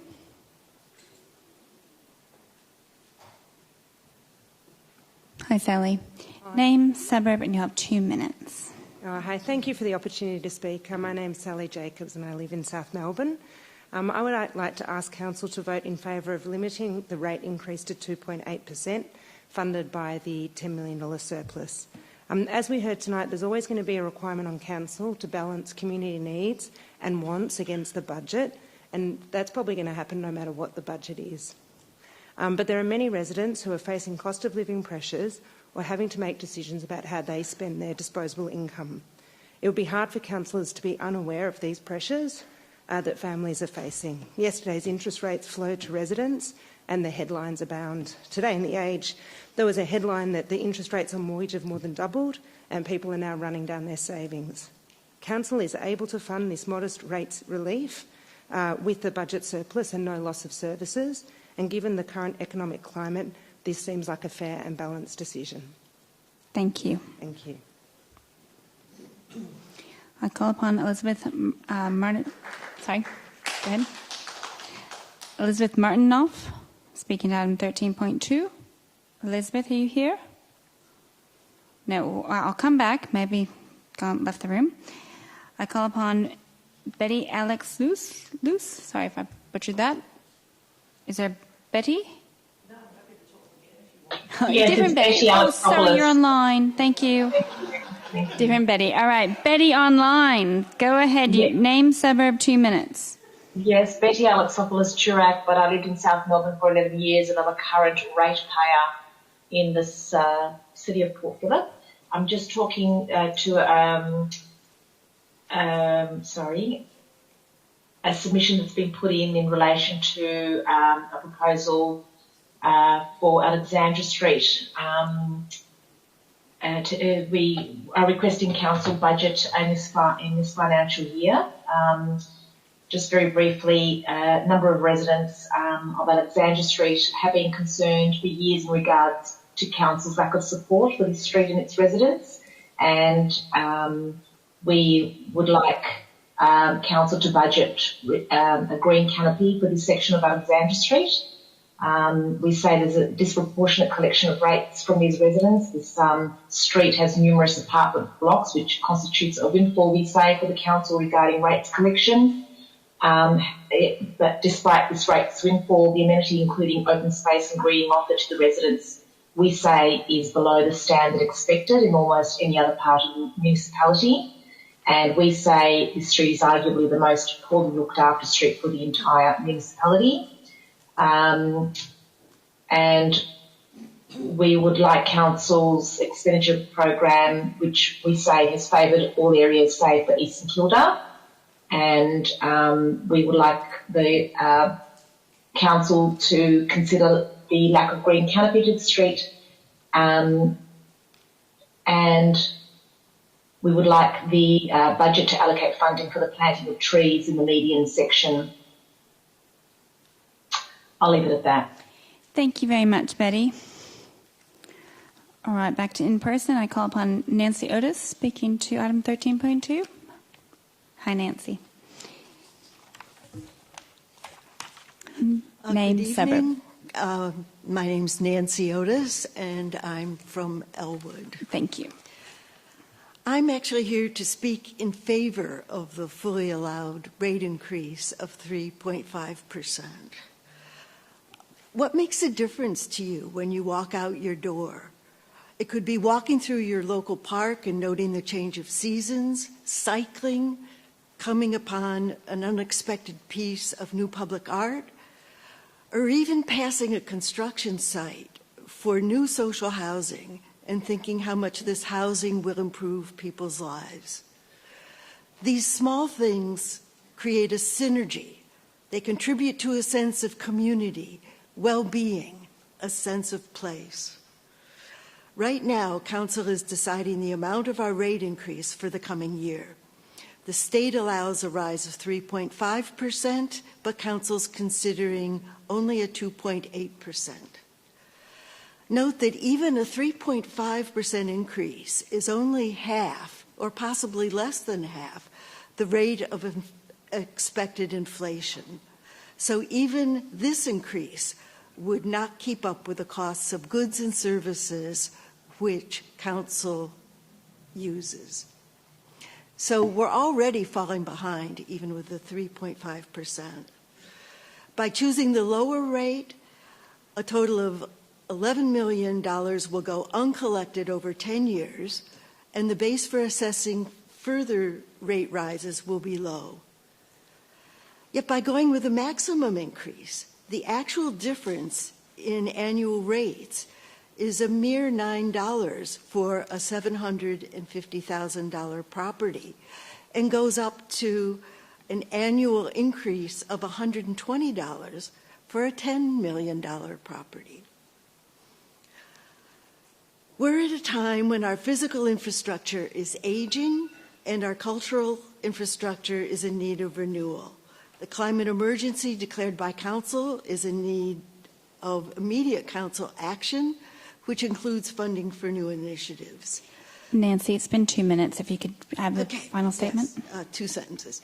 You may have noticed in yesterday's Age an article on St Kilda. It reads, "The charms of the edgy suburb can be found in simple daily pleasures.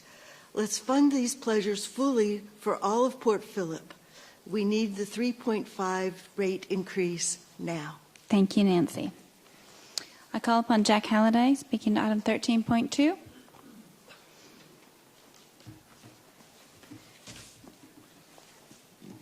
Hi, Jack. Jack Halliday from Balaclava and also from Pecan. Mayor, councillors and officers, the budget documents are filled with references to future demands, especially as a result of climate change. Reducing the rate cap to 2.8% will provide property owners with a very small reduction in their rates. We understand $9 for an apartment valued at $750,000 and $120 for a $10 million house. This ignores the 50% of residents who are renters, and it will reduce council income by $11 million over the next 10 years. We believe that any benefits from the reduced rate cap will be outweighed by the multiple costs it will bring. Similarly, slashing the Cultural Development Fund by 47% shows Council's real commitment to our many artists, writers, actors and musicians, despite which it will continue to publicly proclaim Port Phillip's undiminished vibrancy. We believe this funding should be reinstated. We acknowledge the importance of Council's funding commitment to the urban forest. This is very important for the many neglected streets of Balaclava and East St Kilda. This year's Capital Works program shows that the areas east of Brighton Road will receive $2.4 million. In Albert and Middle Park, with half the population of Balaclava and St Kilda East, funding is nearly twice as high at $4.3 million. And in Port Melbourne, with a smaller population, funding of $22.6 million is nearly 10 times greater. We understand that Council has provisioned funds for increased open space in Balaclava, East St Kilda, and we hope that Council can address this more urgently. Finally, there are a number of references to Council acting on community emissions, which are now around 1.3 million tonnes annually, mostly from the commercial and industrial sectors in Port Phillip. Council's work in this area has been limited to solar installations so far.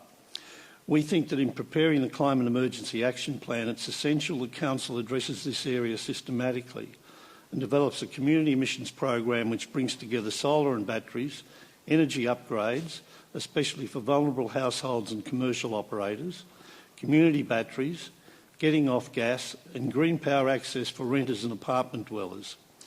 We also see an important role for Council in identifying large commercial and industrial energy users and assisting them towards power purchase agreements, as some other councils are doing. Thank you, Mayor. Thank you, Jack. I call upon John Springs. Can I get that wrong? You can correct me if I got that wrong, I'm sorry. 13.2. Thank you, Mayor. John Sparings, I live in Elwood. Thanks for the opportunity to speak to you tonight, and I wish to make 3 points on behalf of Progressive Port Phillip. Firstly, the lower rate increase is dangerous. It will be funded over the next 10 years principally, but not only, by reducing proposed investment in strategic reserves, meant to provide for the municipality's growth, amenity and future infrastructure needs. The effect will be felt both in the short term and the longer term. In the short term, it jeopardises Council's ability to maintain existing services. Inflation is currently predicted to be significantly higher in 23-24 than initially estimated by the Essential Services Commission. Supply chain and employee costs are particular pressure points, and you know it. It means less scope to meet the climate crisis, the housing crisis, and to deliver the upgrades to drains, footpaths, open space and other infrastructure needed right now. It is inconsistent with the conclusion of the exhaustive cost review that Council undertook last year in order to find substantial savings. It couldn't do that. In the longer term, a reduced rate increase will impact the capacity of Council to meet infrastructure and service needs in growth areas such as Fisherman's Bend. Secondly, a reduced rate increase is inherently unfair, as the benefits go to homeowners and property investors, but delivers nothing to renters. And rental households make up 50% of all households in St Kilda and Port Phillip. For owners and investors, the benefit is heavily skewed to those with the wealthiest properties. We set this out in our submission. With around 70% of residential properties in Port Phillip valued at $1 million or under, most owners and investors will get a benefit of $9 to $12 in total, while those with properties of $5 million or more will benefit with around $60 or more. Just one more point. Yes, go ahead. There is a significant risk that a reduced rate increase will undermine Council advocacy to other levels of government. These stakeholders are more likely to be sceptical of financially partnering with Port Phillip when Council is willingly reducing its capacity to fund infrastructure and services. The contrast should be drawn with the City of Melbourne, creating new recreational services, building its market redevelopment, building new libraries and its own Green Line. The consequence of Port Phillip's rate proposal is to defer much-needed investments to future generations and policymakers, and then to constrain them by reducing the scope and capacity of Port Phillip over time. Thanks, John. No worries. Thank you. Thank you. I call upon Campbell Spence, speaking to item 13.2.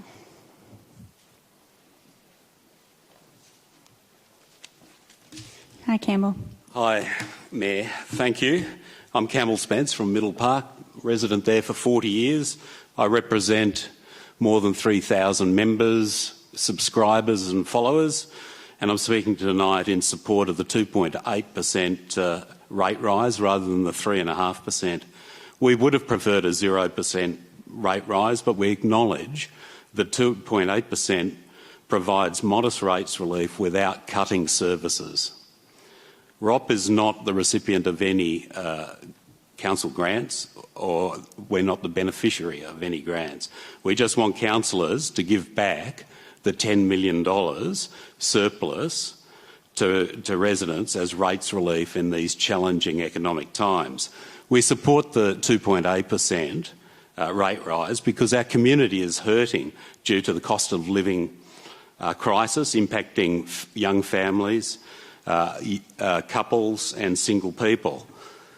People are struggling to pay their mortgages after 12 rate rises, and rents are increasing faster than wages. We're all aware of increasing cost of putting food on the table, electricity, gas bills, childcare, medical expenses, fuel and other expenses. Every dollar spent by the council is a dollar taken from the community. Is our money better spent by the City of Port Phillip, or is it better spent by residents on food, electricity, gas, petrol, rents, mortgages, medical bills and health? Port Phillip has a high percentage of renters, and they are being hit hard by massive rent increases, and we must acknowledge that landlords pass on the rate increases to their tenants. I just want to say a few words about the Council's recent cost review, which I thought was an appalling waste of time and money, with respect. The process was politicised and disingenuous because the cost review was predicated on the assumption that services must be cut to cost rates. We disagree with these claims. We believe that wasteful spending should be cut to find efficiencies. Thank you, Campbell. Thank you. I know 2 minutes. Yeah. I know 2 minutes is hard, so I appreciate everybody's trying to stick to it tonight as best you can. I'm not going to promise, but I think it's only 6 more people, so let's get through it. I call upon Helen Halliday, speaking to item 13.2.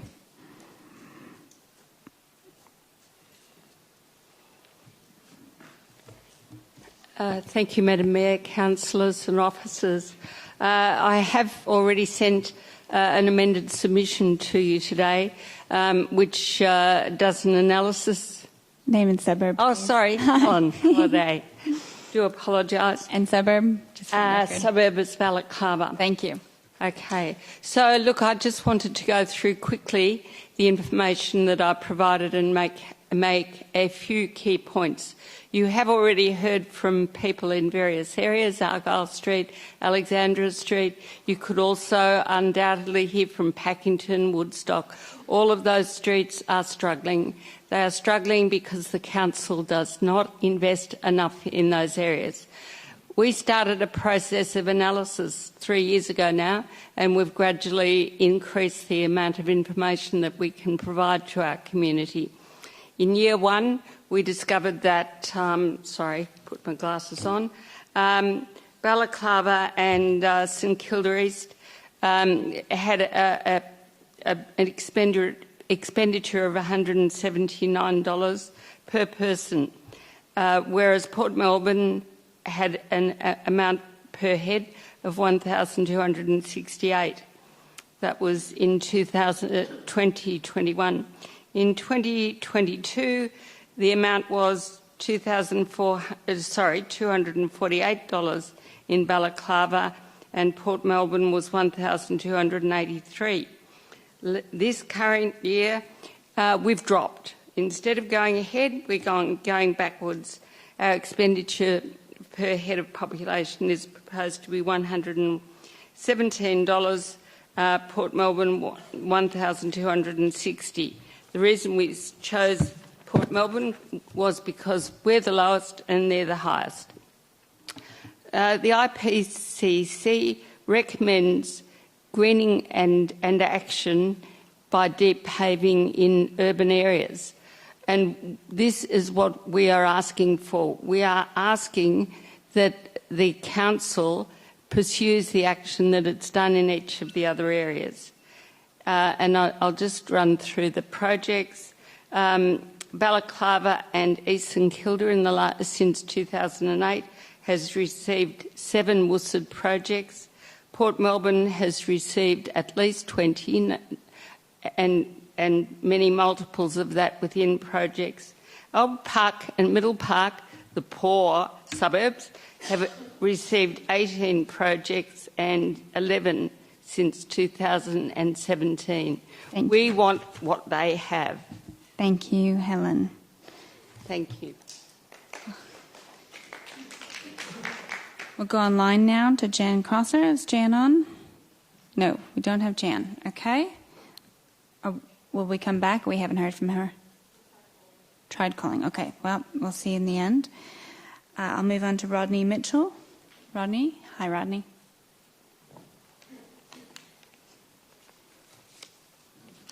Thank you, Mayor. Rod Mitchell, St Kilda. Personally, I would be preferring a 0 rate increase, but if we have a choice between 2.8 and 3.5, I would support 2.8. The reason being is that if you look at last year, 8 to 10 million profit, 15 million surplus projected for next year. Now, if we didn't have any rate increase, you would still be making a surplus next year. Times are tough and people are hurting. And living in St Kilda, when you hear about Argyle Street, this lady up here, we all know that St Kilda's always had the bad deal. And we know that there's a lot of problems in St Kilda. But we know that increased rates won't be the answer because you won't be spending it in St Kilda. So if we look at the last, yesterday we saw a rate increase from the central bank. That rate increase is for someone with 500,000 mortgage is $72 a month. Over a year it's over $800. That's another $800 for the average family probably in St Kilda who's got a mortgage. For those who don't have mortgages and are landlords, I am one too, what we do is we will pass on those rates increases. We will pass on the land tax increase. We will pass on all those increases. And the people that we're meant to really be concerned about, which is the renter, they're going to be the people who are going to suffer out of this. The lower income people will suffer if you keep putting up the cost to landlords. It is just inevitable. That's basic economics. I'll leave it at that. Thank you. Thank you, Rod. Now, Stephen was the one that was always there. Yeah, through you, Mayor, we are having difficulty with Stephen Pinnell's audio, so with your approval, I'll read his statement out. Sure. Thank you. Through you, Mayor. Thank you, Mayor and councillors, staff. Speaking in support of council's budget to be setting the council rates at the full rate cap as in early May. Fisherman's Bend Community Centre Community Garden needs gardening. And I'll leave it there. Thank you. Thank you. Back to in person, Philip Bird, are you around? Thank you. Speaking to item 13.2.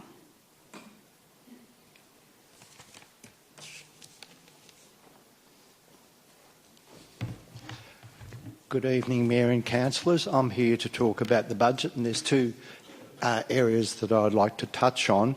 One is the issue of libraries, and the other one is the Cultural Development Fund.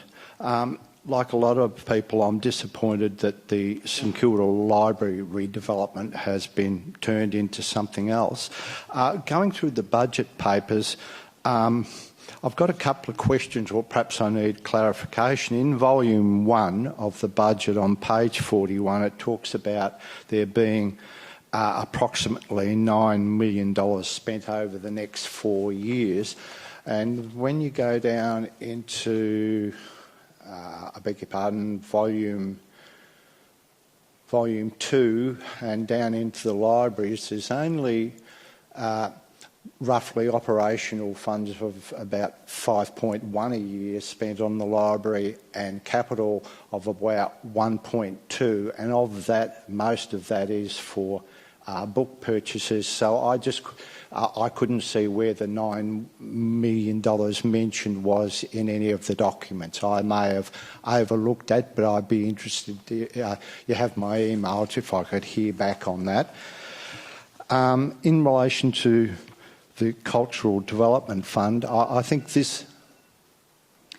I'll let you say okay. Sentences. With the Cultural Development Fund, in attachment 1, your briefing paper, it says reducing the Cultural Development Fund, 27.5% of respondents were supportive of the proposed reduction.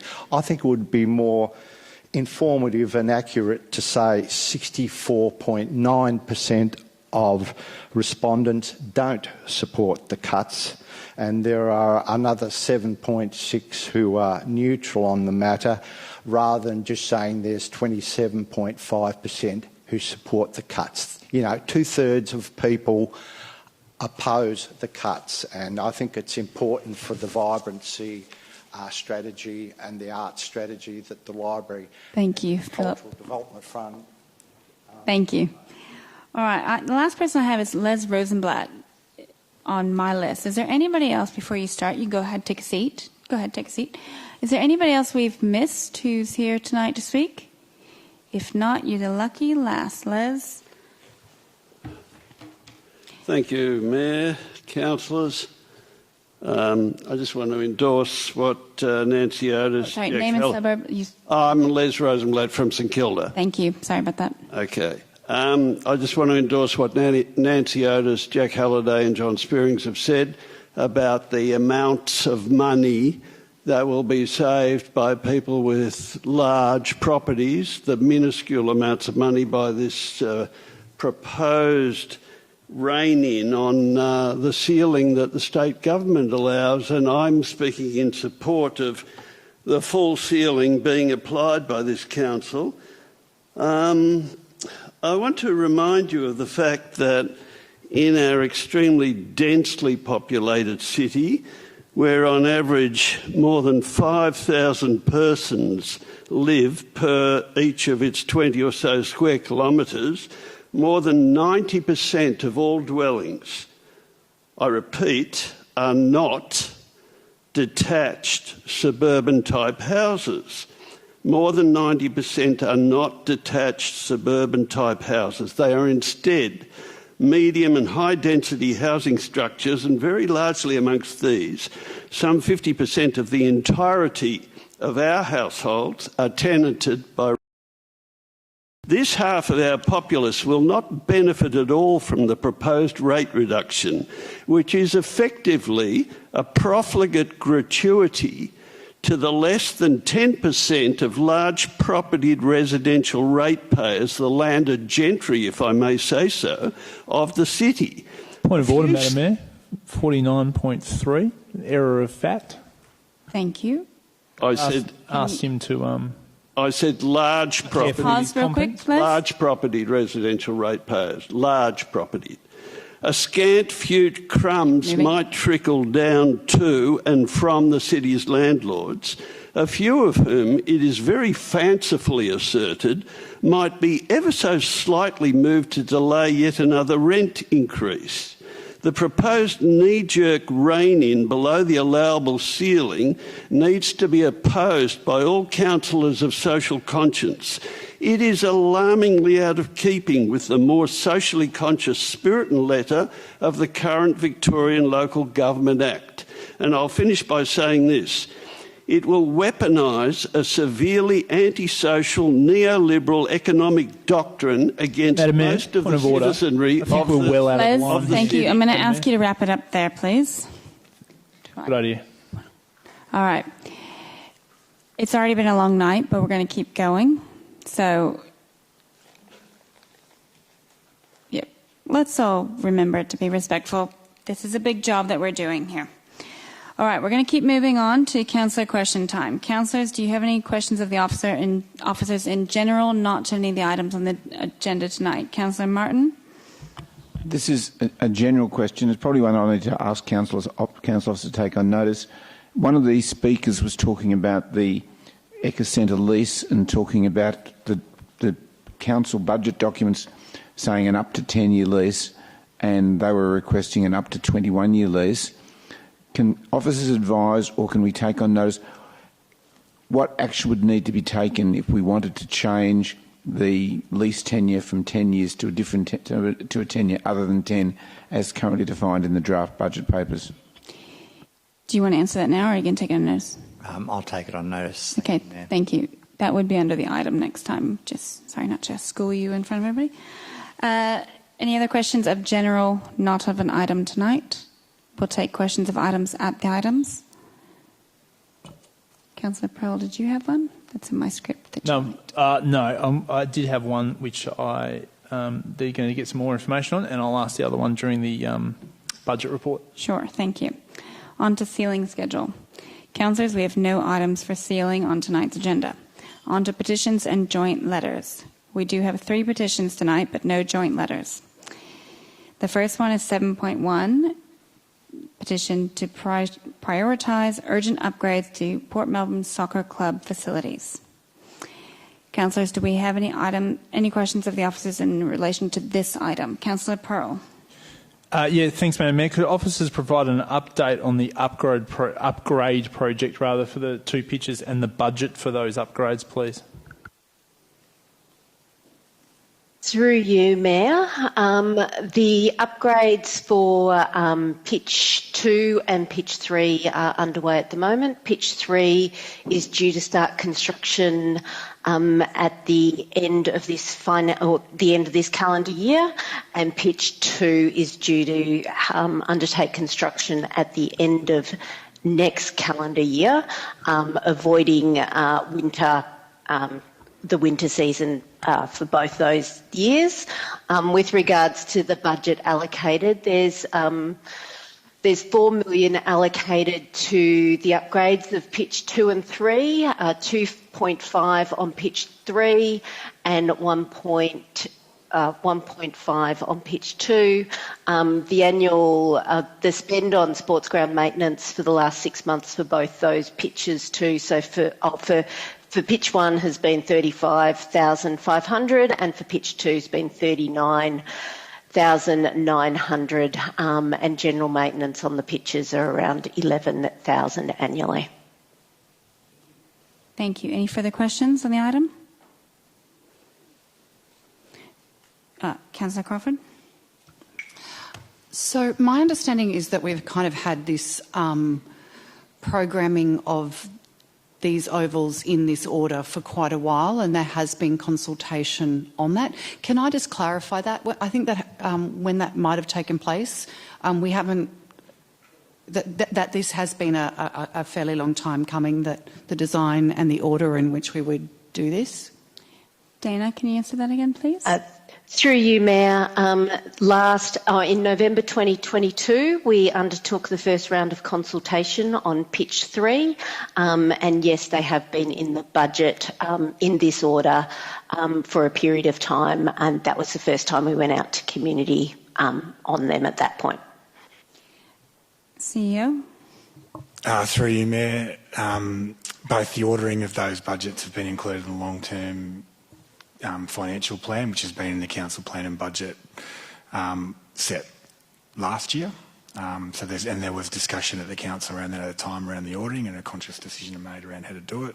I also personally spoke with the president of the club and made a commitment in August last year, reaffirming what the timetable would be for those projects, which we are sticking to.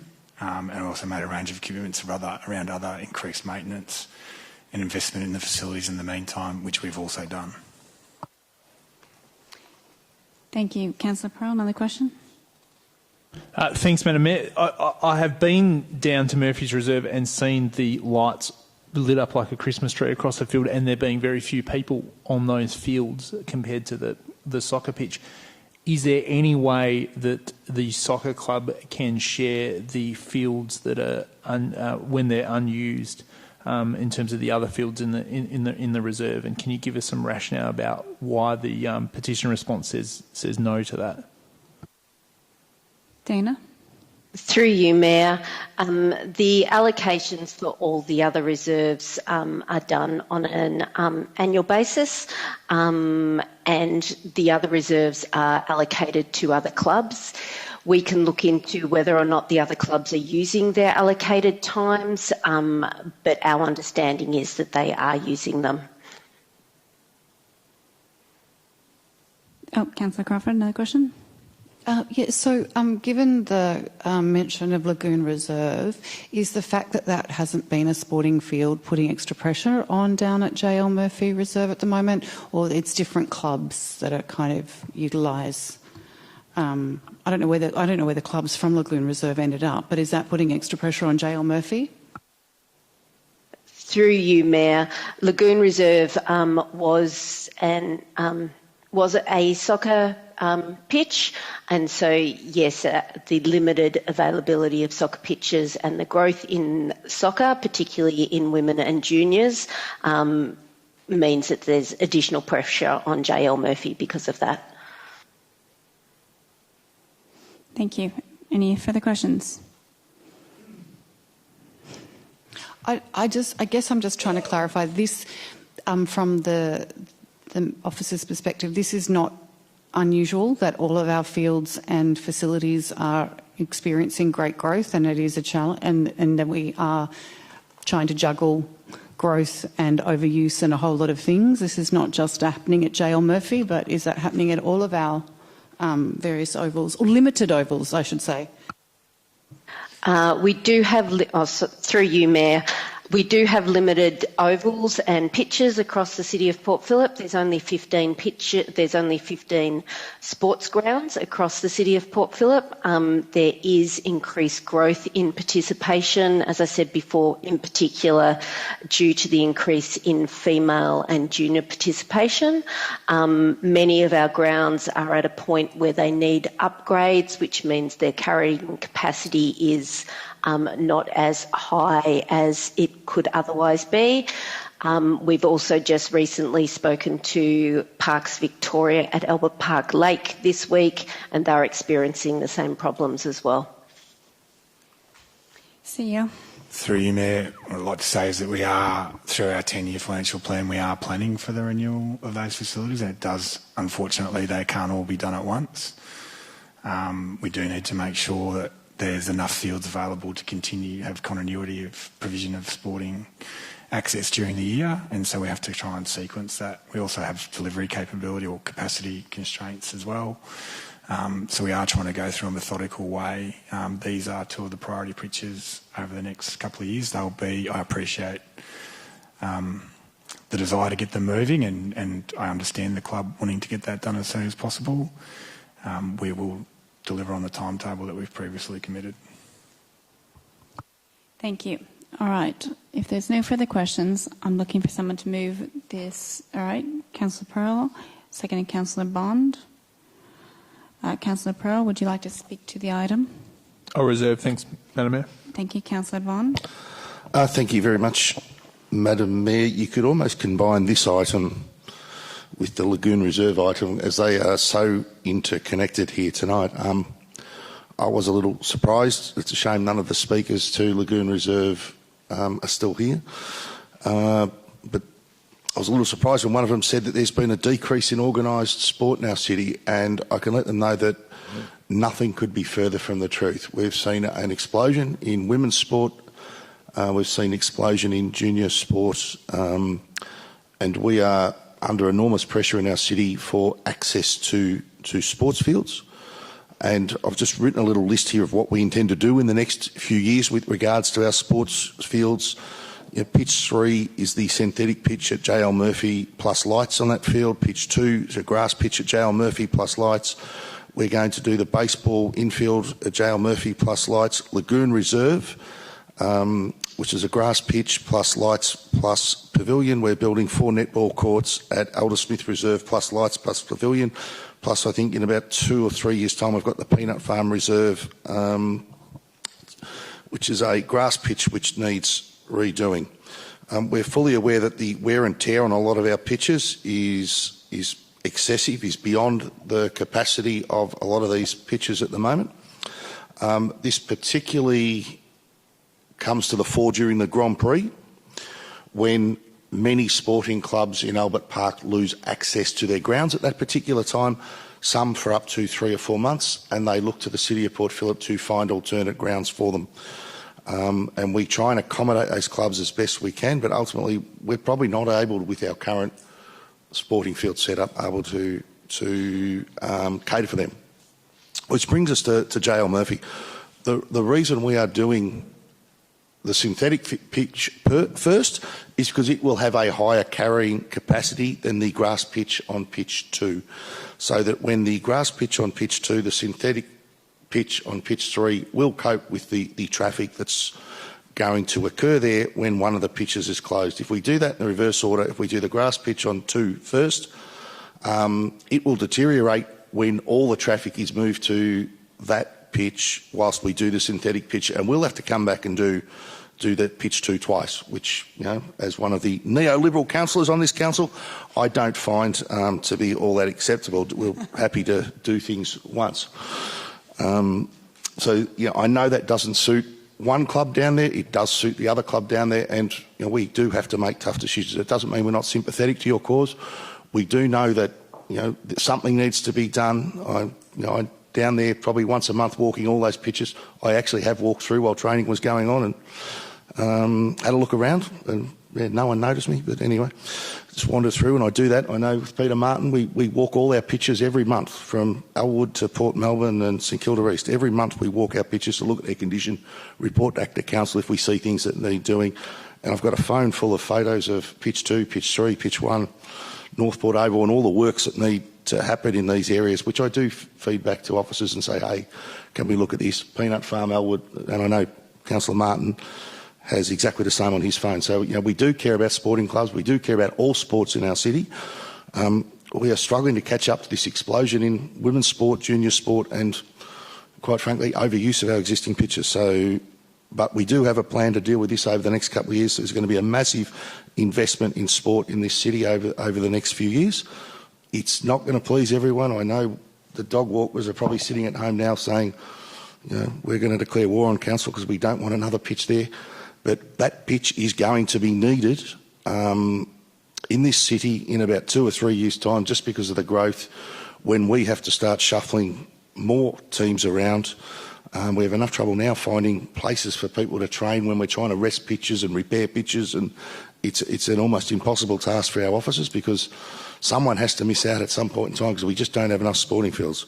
So hopefully we will get to the point where we do have enough, and once these works are undertaken and completed, we hopefully will have adequate sporting facilities in this city. But I know, as I said, it's not everyone's going to be happy with the order in which we do it, but we do accept the problem.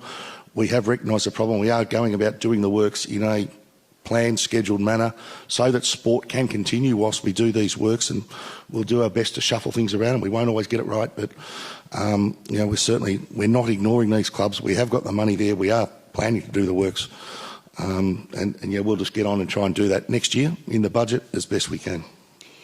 Thank you, Councillor Bond. Would anybody like to speak to the item? Councillor Crawford.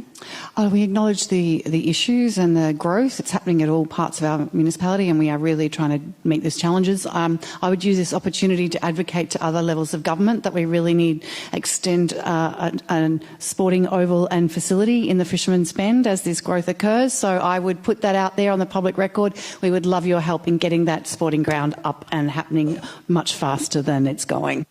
Thank you. Anybody else want to speak to the item? Councillor Nyaguy. Yeah, I'll agree with what's been said by Councillor Bond and Councillor Crawford. I think we really got a lot of juggling here. There's a lot of different users of our open space, and we're trying to maximise them for the benefit of everybody. Unfortunately, due to the previous decisions around sequencing, that's kind of set in stone now. We need to kind of continue to progress with that order. But we are obviously really keen to get all of those upgrades delivered for our community as soon as possible. Similarly, we are also very keen to obviously get Lagoon Reserve redeveloped as well. And I agree with Councillor Crawford. We need other levels of government to support us with expanding open space, especially in Fisherman's Bend. And I would agree. I think we also need to, more broadly, consider how we continue to make sure that we maintain a strong rate base so that we can continue to provide things like additional open space. Thank you. I'm going to go next. Thank you, Anya. I think you have a great dedication to the club. It's amazing you got nearly 1,000 people to sign this petition. There's a lot of community interest in it, and I think that although it feels like forever, it's really positive that the money is there and budgeted and it's coming. But I know that playing on those fields and that light is very different from walking around it. You can't really quite see without that adequate lighting, and that's coming too. So I think there's some really good parts that we can deliver sooner. Some of that, the change rooms, and there'll be storage as part of the items. It's later, but temporary lighting, Mayor, please. Well, let's keep looking at temporary lighting. I know that the idea of that flood lighting, small one, would only probably illuminate to the end of these tables. Anything is better than nothing. Okay. I really hear you on that, and I'll see what we can still look at down that way as time goes on.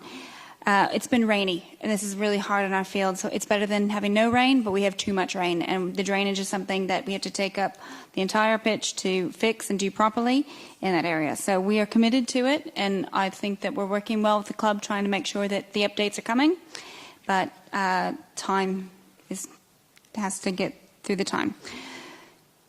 Does anybody else want to speak to the item tonight? Is that you going for the microphone, Councillor Clark? No? Oh, sorry. Okay. All right. I'll have you close, Councillor Pearl, if you're interested. Thank you very much. By the time these works are done, councillors, and Lagoon Reserve is done, I wouldn't bet everything on it, but I bet a lot on it that this is going to run over budget. So by the time those two projects are done, there's $20 million going into soccer infrastructure. So it's a huge investment, and the Port Melbourne Soccer Club would feel like they have got a raw end of the deal in the past 10 years, and to some extent there's some truth in that. But if you look at what Murphy's Reserve looked like 6 years ago compared to what it looks like now,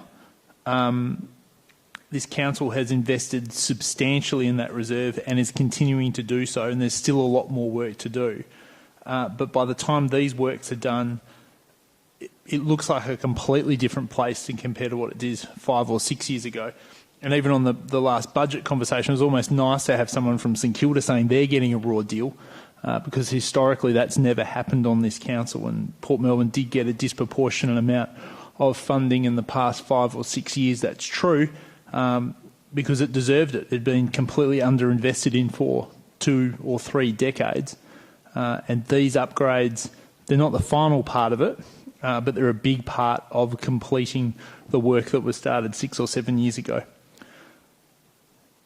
We have to be patient with these works in some respects because they need to be done properly. They'll never be done quick enough, councillors, and we understand that. But we do need to make sure that we brace ourselves for budget increases, because it's just a reality of the situation we work in, and we can't let those budget increases delay the works. We need to get them done as soon as we possibly can. I know the response here this evening will disappoint a number of people that have contributed to the petition, But keep in mind, as I said, by the time we get these works done, soccer will receive more than, I think anyway, could be an error of fact, but I think it's going to be more than $20 million combined, which is an enormous commitment to one sport, and it's a commitment that this council sees value in, and I hope the community receives significant benefit from it. But sorry about the temporary lighting. I probably don't think it's a good idea at the moment, based on the condition of pitch 2, that if you increase the usage of that pitch, it's going to become more unsafe. And I think it's a fair assumption to say that it is unsafe in certain areas of its current condition. It needs to be upgraded. Let's keep the focus on the upgrade as opposed to temporary measures that could actually worsen the pitch. But Councillor's very happy to support this motion here this evening. Thank you, councillors. We're going to take that one to the vote. All those in favour, raise your hand. Keep your hands up. Thank you. And online? All right, that's carried unanimous. Thank you. We're going to move on to item 7.2, petition, stop parklets occupying valuable parking space. Do councillors have any questions of the officers in relation to this item? Is that a hand? Councillor Crawford? Just a quick, when did we do the consultation on parklets becoming a permanent feature of the City of Port Phillip? How long ago was that roughly? Do we remember? Brian T. Like a year? Struggling. I'll just have a look through the policies, because we endorsed the 2 policies, one straight after the parklets policy and then the outdoor dining policy. So it's aligned to those 2 dates. But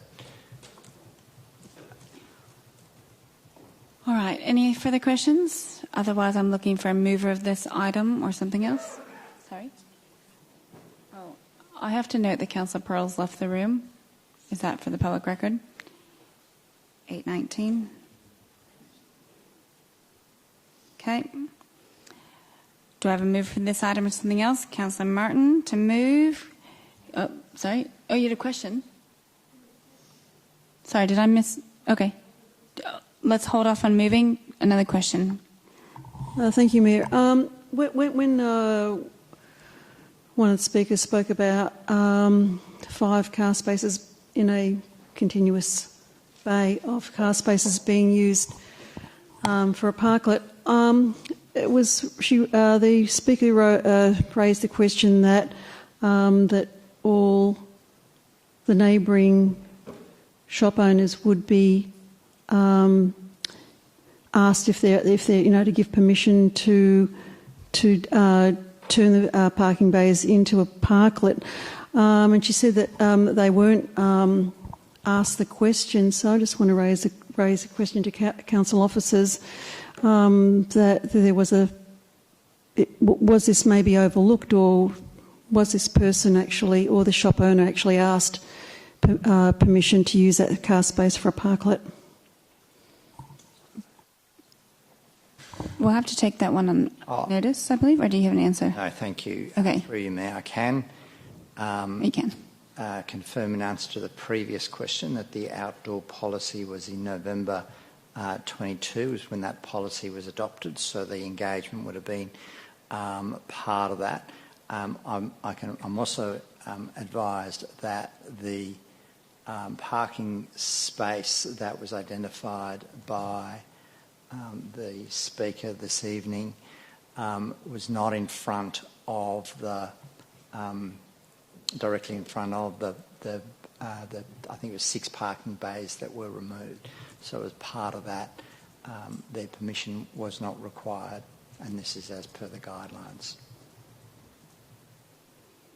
Thank you. Any further questions? Otherwise, Councillor Martin, are you still happy to move that? And seconder, Councillor Bond. Councillor Martin, would you like to speak to it? Well, thank the petitioners for presenting the petition. Thank the council officers for their detailed reply. Note that there's been considerable consultation over the parklet processes over the last 2 years since they were first introduced at the beginning of COVID.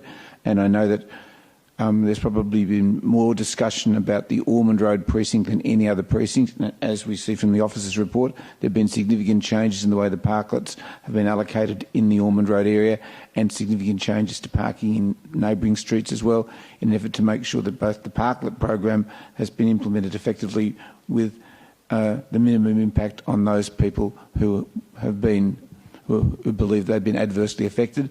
And I'm sure that this will continue to be almost like a living document as our council officers monitor the implementation of the parklet program. So I'm quite happy at the moment to accept the officer's implementation, in the knowledge that I'm sure that they will continue to monitor the way that our parklet program is being implemented. And if there's any parklet areas that aren't being used, I'm sure our council officer will take or recommend appropriate action back to councillors. So I need to please to endorse the officer's recommendation. Thank you. Councillor Bond, would you like to speak to it? Yes, I will. Very briefly, my support for these parklets is very well known and very well documented, so I will be supporting this motion. I think these have been a fine addition to our city over the last few years. It's probably the best thing to come out of COVID is these parklets. I saw one at Radio Mexico the other day that has been upgraded recently, and it looks fantastic. So I look forward to more and more of these parklets becoming permanent and being upgraded, and these parklets being turned into great places across our city. And hopefully that will happen in Elwood here also, and our community grows to love these parklets, or the traders in the surrounding areas grow to love these parklets as much as many in our community have. Thank you. Anybody else want to speak to the item? I'll add real quick. I do acknowledge that it's a high concentration for that street in the block, as was raised by the speaker. There is a benefit to that in a way, and I understand the drawback is the parking spaces right out front, that you have more people dwelling, dining, seeing your shop, versus some other stretches that they may not be interacting with, but it is an impact on the parking, and that's something that I do acknowledge. But I will be supporting this tonight. Any other speakers? Otherwise, we'll take that to the vote. All those in favour? All those against? Thank you, that's carried.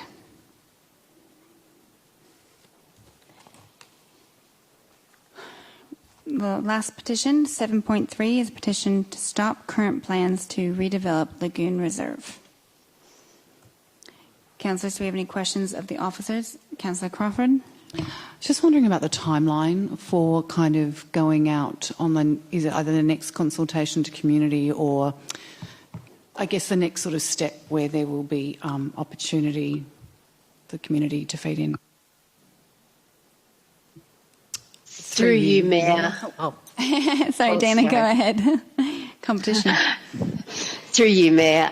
We went out to community engagement in January this year, and we're consolidating all of that information for the next design, and we intend for that to be out in July this year. Thank you. Any other questions? Councillor Bond? I was doing a little bit of research whilst the speakers were talking, and I saw that the Gasworks Arts Park concept design is there. According to our Have Your Say website, there's a consultation happening at the Gasworks Farmers Market on Sunday the 17th of June, 9am to 11am, and then Tuesday the 20th of June, 4:30 to 6:30. I haven't seen anything about that come through, so I wasn't aware of that previously till I logged onto the website. Can someone just confirm that that is correct? We will be consulting on the new draft master plan for Gasworks Arts Park at those dates. That's still the correct information. And I would probably suggest we should promote that through a little bit more through our socials, because I haven't seen it.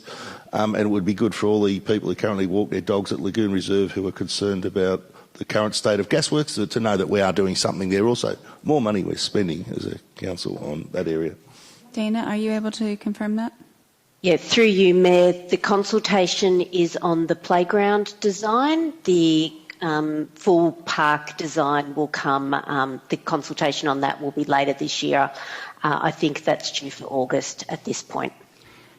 Great, thank you. That's very informative. Can I just clarify, if we could perhaps clean up our Have Your Say a little bit, because it doesn't really indicate that consultation is specific to the playground design. It sort of gives indication it's to the entire draft concept plan.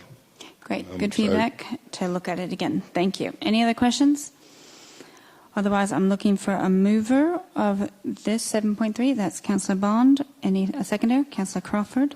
Councillor Bond, would you like to speak? Yeah, I probably could repeat a lot of what I said earlier. The pressure on sporting grounds in this city is enormous over the last 3 years. There's been a huge explosion in particular female sport, but also other sports. We've also had the move of the Grand Prix timing, has impacted ground availability in Albert Park, and as a result, there is a large demand for all our sporting fields in Port Phillip, more than we anticipated, and some of our grounds have not managed to be held up to condition. Lagoon Reserve is one of them. It was probably scheduled to be done when I first got on council back in 2013. It got bumped due to election announcements for Peanut Farm and Murphy's Reserve, so they went up the priority list and Lagoon Reserve got pushed down. Over that time, we've lost the sporting clubs that used to play there. I know Emerald Hill Cricket Club relocated to Albert Park number 1. They used to play there. The Port Melbourne Spiders have relocated to Albert Park, the synthetic soccer pitch there. They used to play at Lagoon Reserve. I know someone mentioned us doing this for the school, but I could think of about 6 clubs that would use this site if it was a suitable playing surface with lights and change rooms. All the soccer clubs in the local area plus cricket clubs, and I know we're always looking for grounds to get Port Melbourne, Port Melbourne Borough, Port Melbourne Colts, St Kilda City are always looking for training grounds during summer when grounds aren't available, so there will be a ton of clubs lining up to use this, and if the school uses it, that's a bonus, but it's not our plan to build something for the school. It's to build a resource to better facilitate our local sporting clubs, and that demand is there. In terms of dog walking, there's Edwards Park across the road, which is an on-lead area. We've got Gasworks up the road, which we're about to spend $2 million on. It is a full off-lead dog area. We've got the beach down the road, which is on-lead and off-lead at various parts. So, I don't think having this space utilised by sporting clubs is going to severely impact the ability of people to walk their dogs. I know it's one of the things that happens when we build dog parks is we do get communities gather around them. We've seen it at Eastern Reserve. We've seen it at Moran Reserve. We've probably seen it here as well, and that's something we're aware of. We do have plans to better improve our dog off-lead fenced facilities in this city, and there are a number of opportunities for us to do that. There are very, very limited opportunities for us to have sporting fields in our municipality, and it would be remiss of us to relinquish this as a sporting field and make it a dog-only area just because of the 20,000 people that are members of sporting clubs in our city who are demanding better places to play sport. So thank the petitioners for putting this petition together. I look forward to receiving the response from officers for a future meeting and working with those on how our plans here develop for the future opportunities at Lagoon Reserve. Thank you. Councillor Crawford? Just quickly, obviously there's a next stage of the design going out, so I'll be interested to get feedback, but I just think I won't go into detail. It's not a matter of either or, it's a matter of how do we accommodate both. And so we cannot give over any ground to one group anymore. We just don't live in a city that has the space to do that. So it's a matter of managing competing needs, and we have taken that into consideration as part of the next design that will come out anyway. Thank you. Anybody else want to speak to the item tonight? Thanks, Madam Mayor. Just to agree with Councillor Crawford, I don't think we're pitting groups against each other at all. It's not the intention of council, and that's not the way this process has been designed at all. Quite the contrary. No longer can we ever have single-use facilities. Those days are over, given the densification, increasing population over the decades of our city. Every square metre of open space, every square metre of sporting facility, cultural facility, town hall needs to be used to its maximum ability. We don't always get that right, but we always do our best to make sure we get the balance right, and we'll do exactly the same in this case, I'm sure. I voted against the original proposal based on value for money. I'll abstain from this evening because I think it's quite a bit contradictory to do that, but if it, I don't think it's going to, but if it does look like it's going to fail, I'll vote in favour on the basis that Council has made a decision to commit to works, and it's gone through a rigorous consultation process, and we're not fully through that consultation process before finally a shovel goes into the ground and something starts to happen there. Thank you. I'll speak to this. What we're voting on tonight is that Council receives and notes the petition and provides a response to a future meeting. So there'll be an upcoming meeting where we'll fully discuss this. But I have advocated for the dog community, and I'll continue to advocate for the dog community because I know that this is a very special location in the city for the dog community. It's beautiful what's been established there through COVID and still today. $15 million is a lot of money, and a lot of that is, it's a former lagoon, so you have to get the grounds right should it become a sporting field, but it's also a pavilion and a double story that goes with it. Sometimes we have to think about the future growth, and from a structural point of view, it makes more sense to do it all ready to go now versus trying to tack on some extra weight to a building when that growth comes. So the idea of having a bigger facility there may also provide for the community more than just sports. So a lot of the money's in the investment for the building in the proposal that is currently being considered, but we have received a lot of feedback, and we have simultaneous processes going on with the dog off-leash guidelines, the in consideration of the open space, how it's used, our upcoming deliberative panels for on this topic as well. We will be very well informed from our dog community as well as non-dog community that are part of those panels. So I think we'll have more information when the next meeting comes and beyond that too. Thank you. Councillor, who moved this? Councillor Bond, would you like to close? Was there anybody else who want to speak to it before I close it?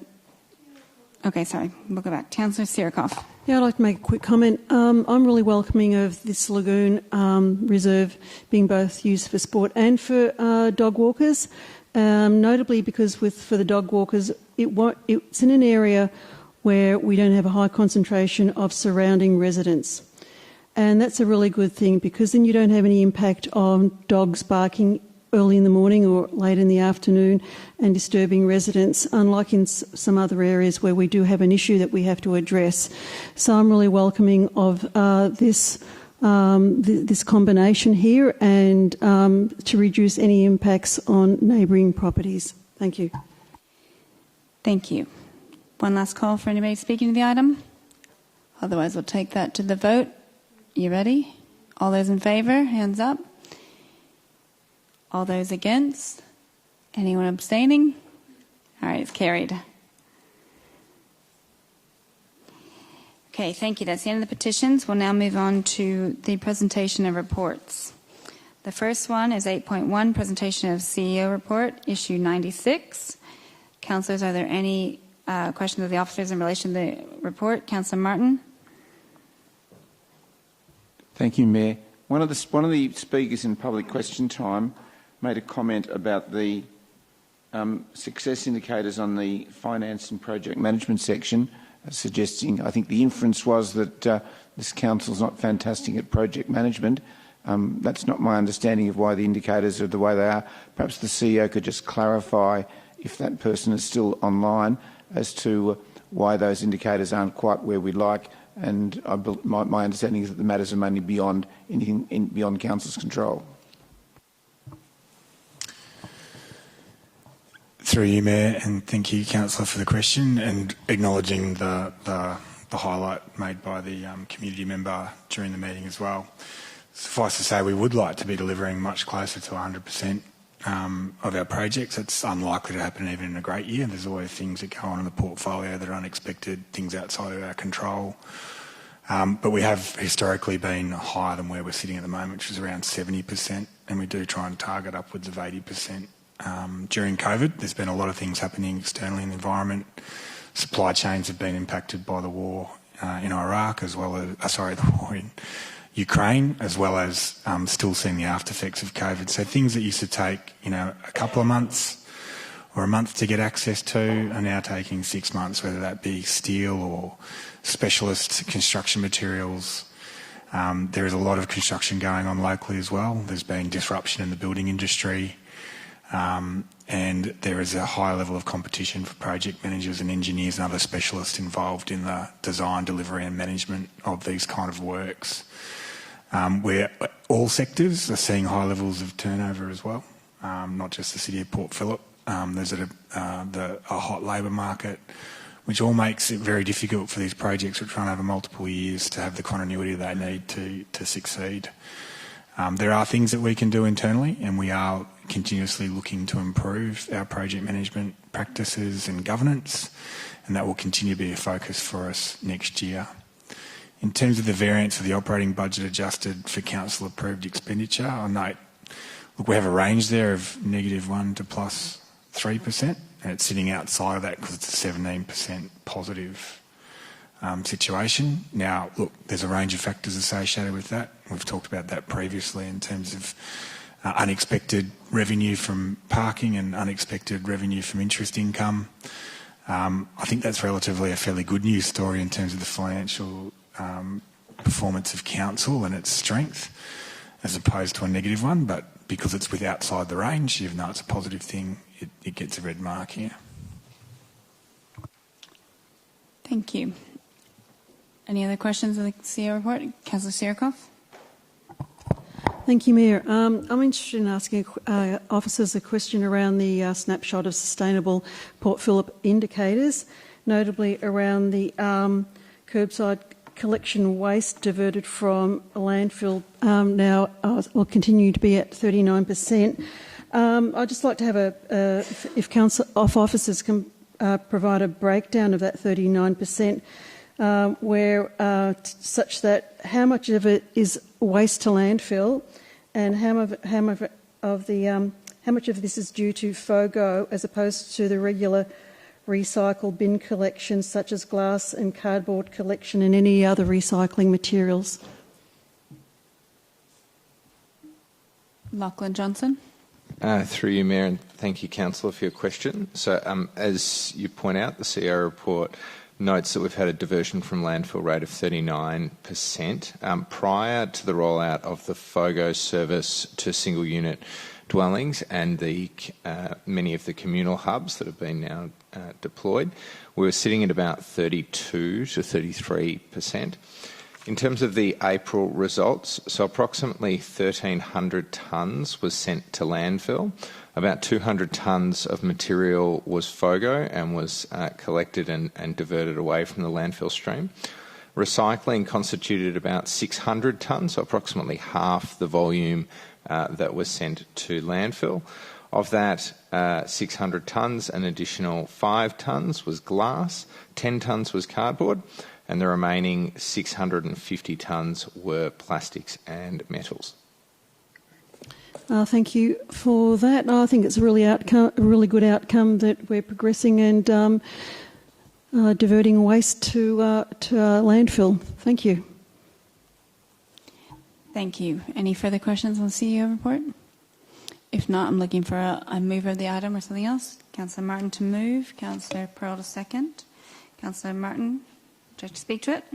Congratulations, CEO and ELT, on delivering another very, very positive report, and lots of information out there for all the good citizens of Port Phillip to read, to see what a great job we're doing and how we're trying to do even better. Thank you. Councillor Pearl? No, thank you. All right. Let's go ahead. Anybody else want to speak to it? If not, let's go ahead to the vote. All those in favour? That's carried unanimous. Thank you. All right, 13.1 is S6, Instrument of Delegation Council to Members of Staff. Are there any questions in relation to the item? Councillor Pearl would like to move. No questions. Okay, Councillor Pearl. And a seconder, Councillor Nyaguy. All right, Councillor Pearl, would you like to speak to it? Councillor Nyaguy. All right, anybody else want to speak to it?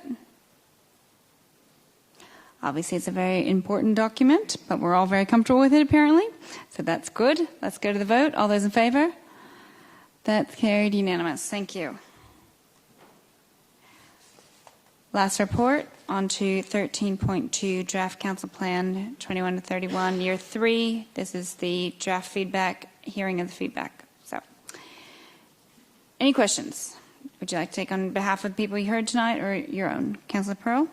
Thanks very much. Sorry, I don't have the exact question in front of me, but you've got it anyway. Could officers give me the details of the amount of money spent on consultants this financial year and if any of that money was spent with PwC, please? Oh, good question. Oh, sorry, Lachlan Johnson. Through you, Mayor. So the consultant, so the question that I had, Councillor Pearl, was in relation to next year's budget. So Council does utilise consultants and seeks legal advice for a wide variety of purposes. For example, Council engages lawyers to represent in planning and enforcement matters. The use of consultants enables Council to draw upon specialist expertise and capacity where it would be impractical and or not represent best value to maintain such skills and capacity within the organisation. This is particularly relevant with the current historically high rate of vacancies across the organisation and across the sector, as the CEO pointed out before.